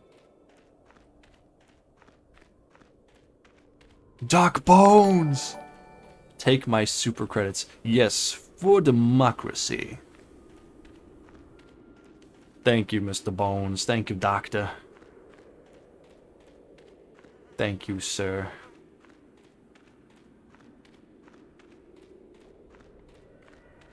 Did that boost his level? Did that put him up? Oh, it put him at number 5.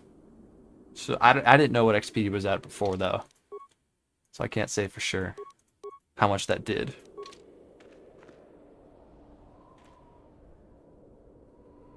Try adding a companion. May break the stuck glitch. Maybe. Perhaps. I don't think I can do it out here. Yeah. Not yet. Alright, let's see if I get pushed back. Again. Oh, dear Neptune, they're everywhere. I did get pushed, but not back. I think that was destroy droid. I think I just got destroy droided.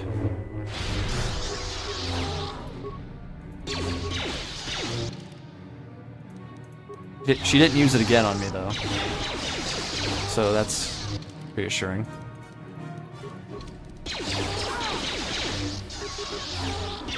I'm getting ripped a new one.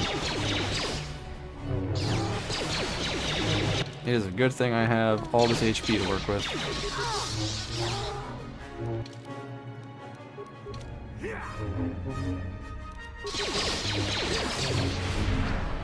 Owie. I keep getting pushed.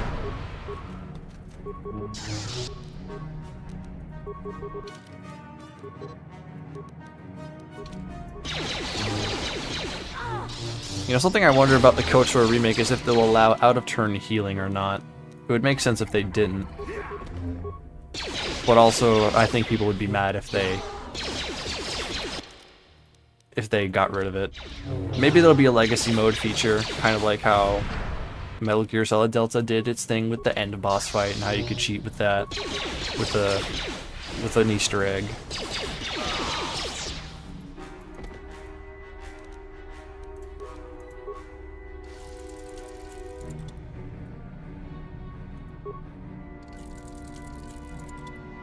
Yo, Goose is coming in on third. Uh-oh, Sith Guard's coming. Just gonna have to look at all the bodies. Man, this planet gives so much XP. Thoughts on baked beans? I'm not much of a bean guy. If it doesn't have a lot of flavor, I'm not a bean guy. I like beans with rice. I like beans in a burrito.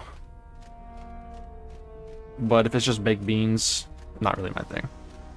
Beans gotta go with something else. Can't just be beans.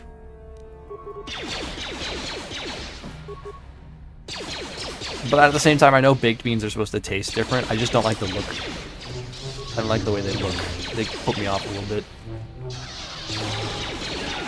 I may have had baked beans one time. I just didn't like it, and that like ruined my impression on baked beans forever.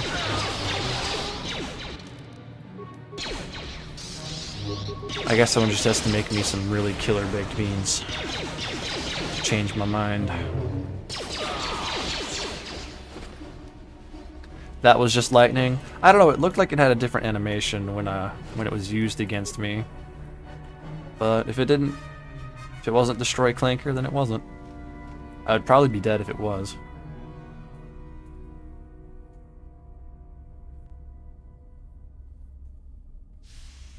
YouTube, keep Donut King the level up and my life is yours.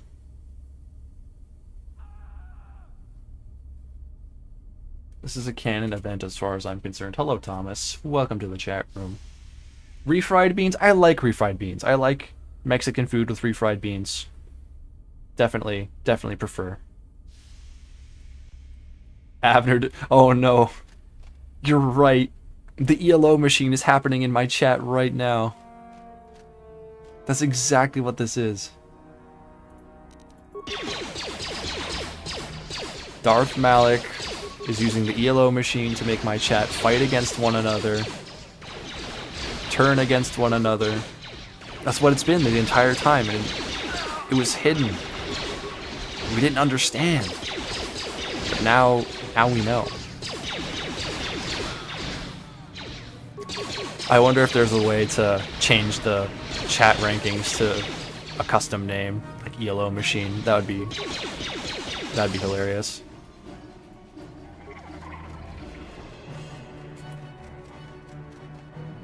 Once you have enough playthroughs, will you do a run that includes all characters you've played as? I've seen the Baldur's Gate video where the one YouTuber did that, and I think I may. Like a 1-year anniversary, I'll have an entire party modded to look like all of my characters. Grug, Avner, and somebody else all in one party. All the stars. Maybe Grug, Avner, and Roger would be the play. I think they'd be one hell of a party. Like, imagine that. Green beans? Yeah, I like green beans. I like them roasted, not steamed. Steamed are fine. They're just fine is all. But roasted's where it at.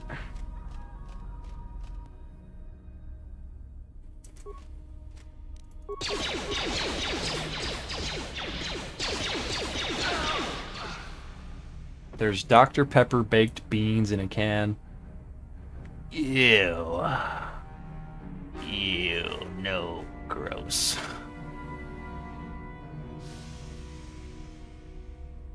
Destroy Clanker. Yeah, best force power in the game. Grub, Avner, and whoever this Clanker is. Thank you, Thomas. I'll certainly do that now. Thanks to your democratic encouragement. Thank you for the donation. Highly appreciate it. You're awesome. But yeah, Grug, Avner, and Roger all in one party. That's a powerhouse right there. OP party. Which character is my favorite? My favorite is always the next one. Except for PAX. I didn't like that playthrough very much. I was happy it was done and it was an achievement. But man, not very fun to play. It's kind of the point, but you know, not very fun.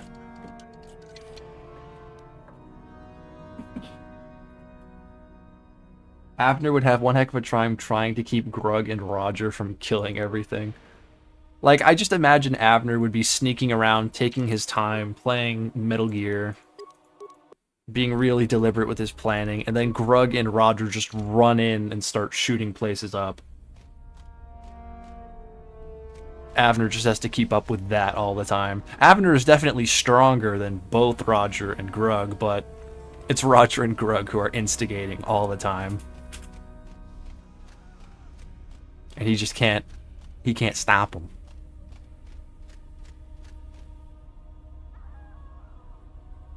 If YouTube is as good as I think it is, they'll give me the rank. Yes, the robot's name is Roger Thomas. Roger Clanker. His full name is Roger Roger, I'll have you know. Roger as in Roger Roger.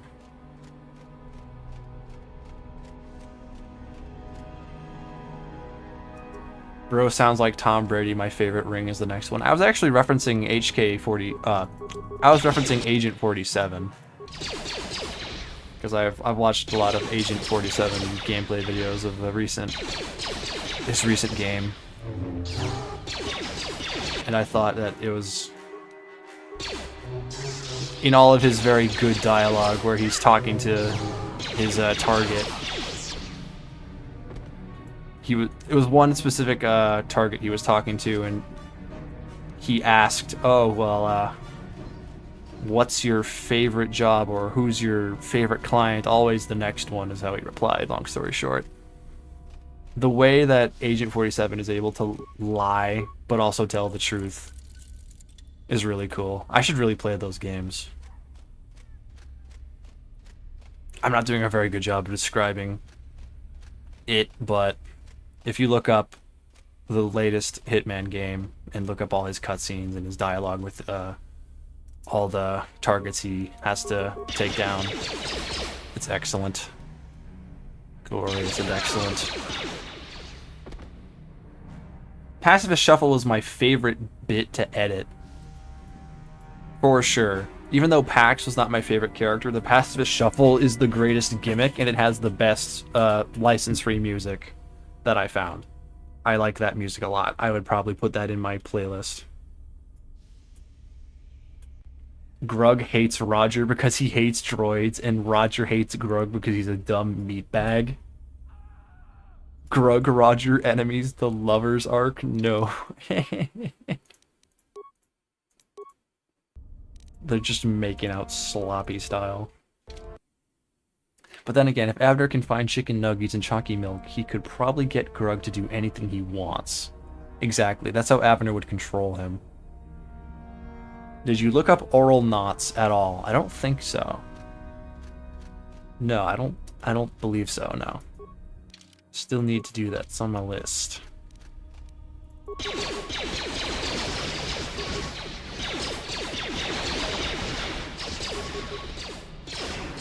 The process of friendship. Process of friendship, not process of elimination. Process of friendship. It's beautiful. That's what we've always wanted. Friendship. We're getting lore within lore, and everything is canon. It is dusty, musty levels of depraved. Goose. Goose has done it. He's found a way to drop XP. Does that put him at number 1? That is the question. He's number 4. He's so close. 260 XP. 15 XP away. I'm still on Korriban for a little while longer. Quick, everyone yap.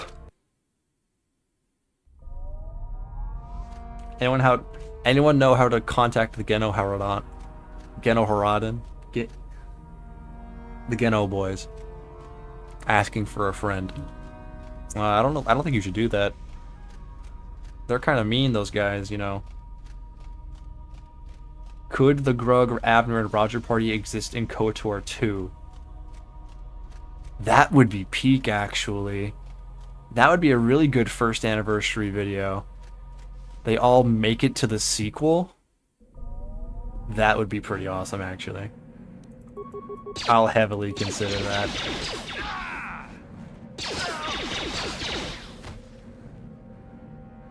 You think Richard has the ELO machine? He's cracked, bro. The stream will not end until I ranked up. How long am I going to be streaming, chat? I am glad that we're done with Korriban. That's good progress. Tomorrow we can work on Kashyyyk. I am not looking forward to Kashyyyk because I really think Bandon is going to rip me a new one. But we got to do it. We'll have the entire droid entourage for Bandon. We'll have HK, we'll have T3. Everyone will be there. We're not going to let that one... We're not going to let that boss fight be too hard for us. KOTOR is mentioned. Welcome to the chat, Mythsticks. Greetings. How are you doing tonight? Well, I do hope.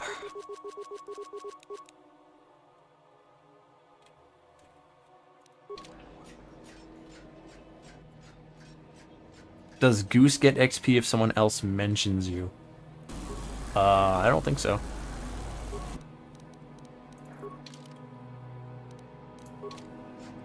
Maybe mentioning me gives a little XP? There's got to be a spreadsheet somewhere with all the XP values for doing things on YouTube's live stream chats. Oh, we're not at Dark Brandon yet, but we are going to be. I'm probably going to fight him on Wednesday, because that's when I'll stream next. But we're going to get to him. We're going to get to him for sure, because that's what's next in the list. Also, Styx, say hi to Juhani. Don't ask how this happened, but did. Just give Goose that XP. I know we've not spoken often during our time together, despite my best efforts. And at this point, Hadrian's missing it, dude. I have never had Bastila actually force me to talk to her like this. Hadrian will be proud to know that Bastila is about to get freaky. Or not. It's true.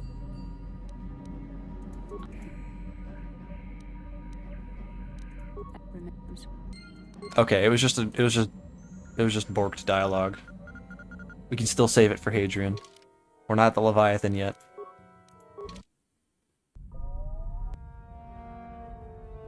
Here's the cutscene, fellas.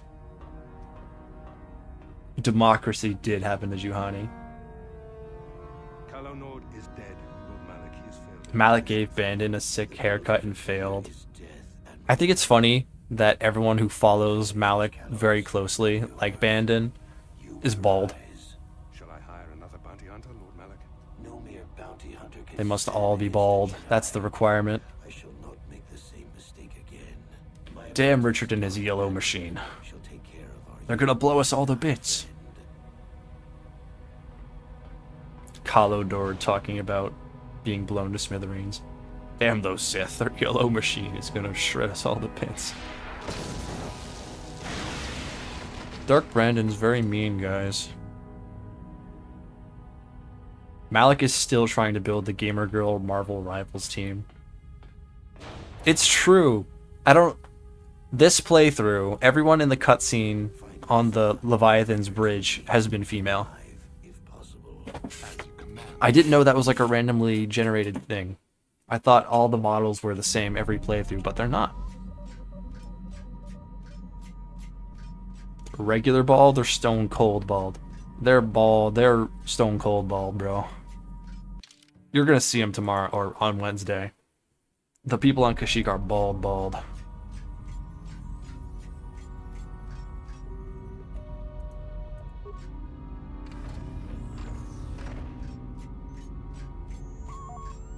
Bandit, why'd you destroy that computer? It's expensive. Yeah, it was Malik's second gaming PC.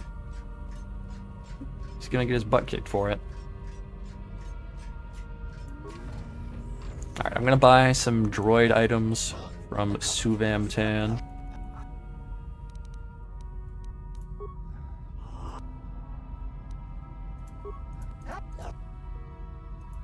Suvam Tanius. Suvamius Talon. Alright.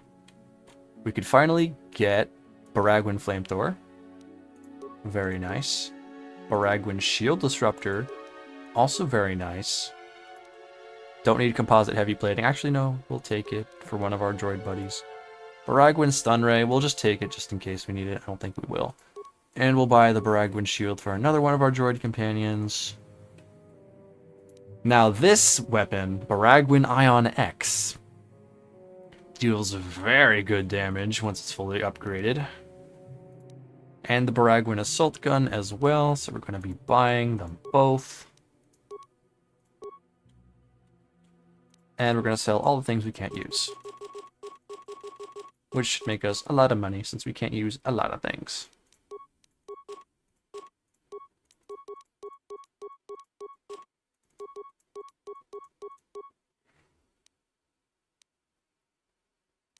I was trying to use the WASD input there.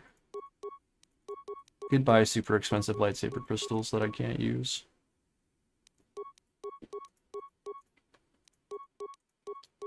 Could buy Karth's blaster pistol that I will not use.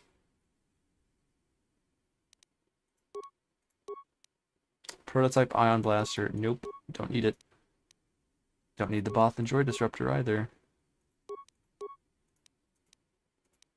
Just need these. Sonic Cryoban. Don't need Cryoban grenades. Boop, boop, boop, boop, boop, boop. Nope. Nope. Nope. Nope. Nothing. Getting big money though. Love to see it.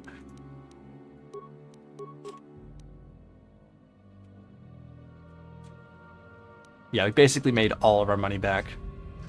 Sick.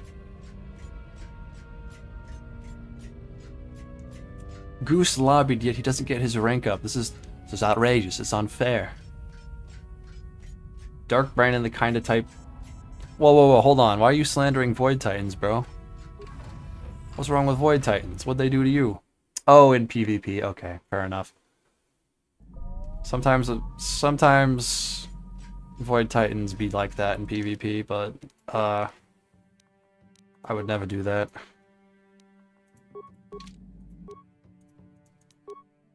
Never do that, never.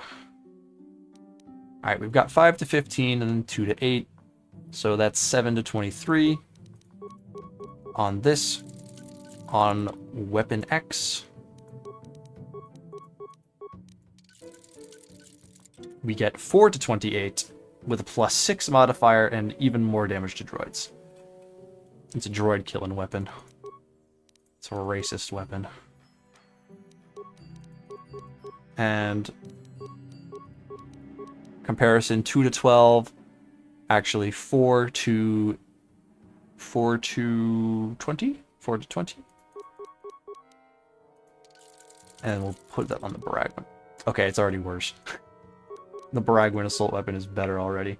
Look at that. 3 to 20 and then 6 to 38 damage. Crazy. Big upgrade. Love to see it. Still unfortunate that we can't upgrade T3's weapon at all. He's just gonna have to live with that.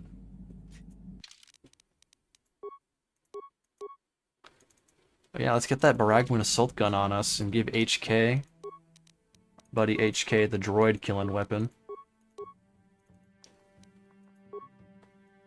Also, it does some damage through shield, which is really cool. Very useful. Oh, he just had the weapon out, but he put it away.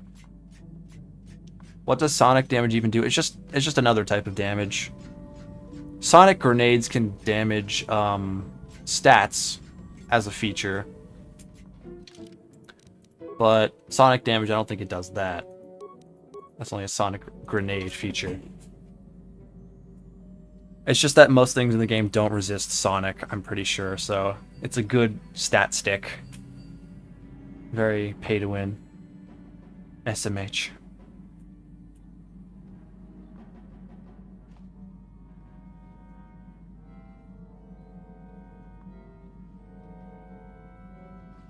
What is a Void Titan? It's a Destiny 2 thing. You don't want to know. You don't want to know. You can stay innocent. Alright, let me catch up with stream here. Stream chat. Why does Richard have 400 XP? He's just too powerful. Arbiter, I am not removing the Gizka. They are cute little guys. They didn't do anything wrong. Keep them where they are. And you can't call them lizards.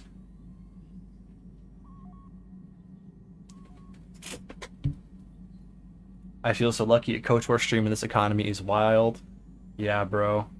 Don't worry, once that KOTOR remake comes out, everyone's gonna be streaming, trust.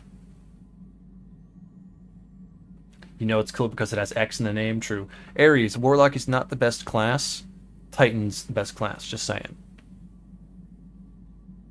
Peace is a lie, there's only baldness. Through baldness I gain strength, through strength I gain power. Through power I gain victory, the rank up shall free me. That's perfect. That's glorious. Perfect. This is why we need to start listening to Darth Malik's podcast and streams. If I booted up a stream where I was playing as Darth Malik, playing Marvel Rivals, would you guys watch that shit, or would it be so cringe? Way too cringe. Reminds me of back in the day when everyone was copying Team 4-Star and making YouTube channels where they would impersonate Dragon Ball characters. That shit was diabolically terrible. And I was so into it. Man.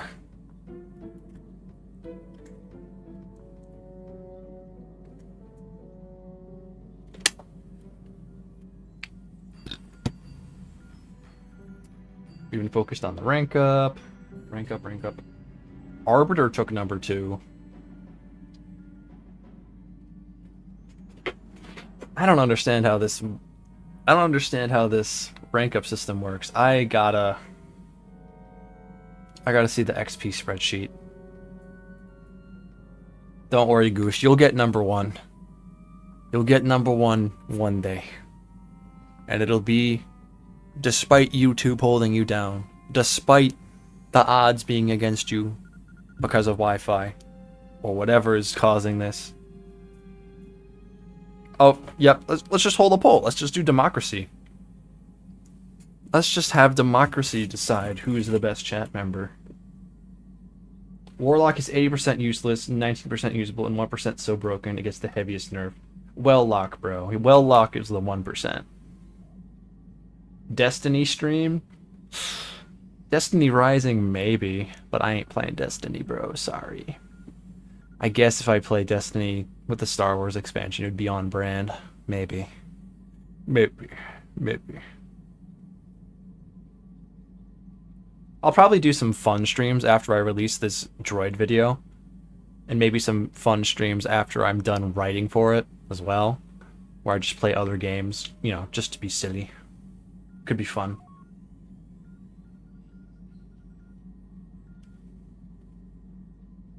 See, Frog would like the idea of me messing around on Marvel Rivals as Malik.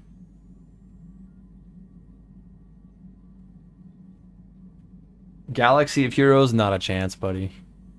I'm not playing Galaxy of Heroes. That's a scam. That is a major scam. Alright, let's do this poll. This will be the poll to end the stream, fellas.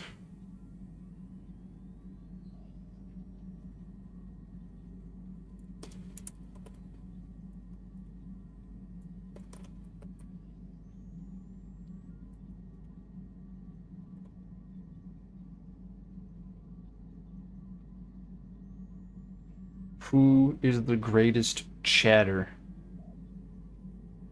Frog, Goose, or Richard, or Arbiter? I like how they removed Warlock's self-res only to give it something that's almost as if not more broken. Correct? They did. Well, and its consequences on society.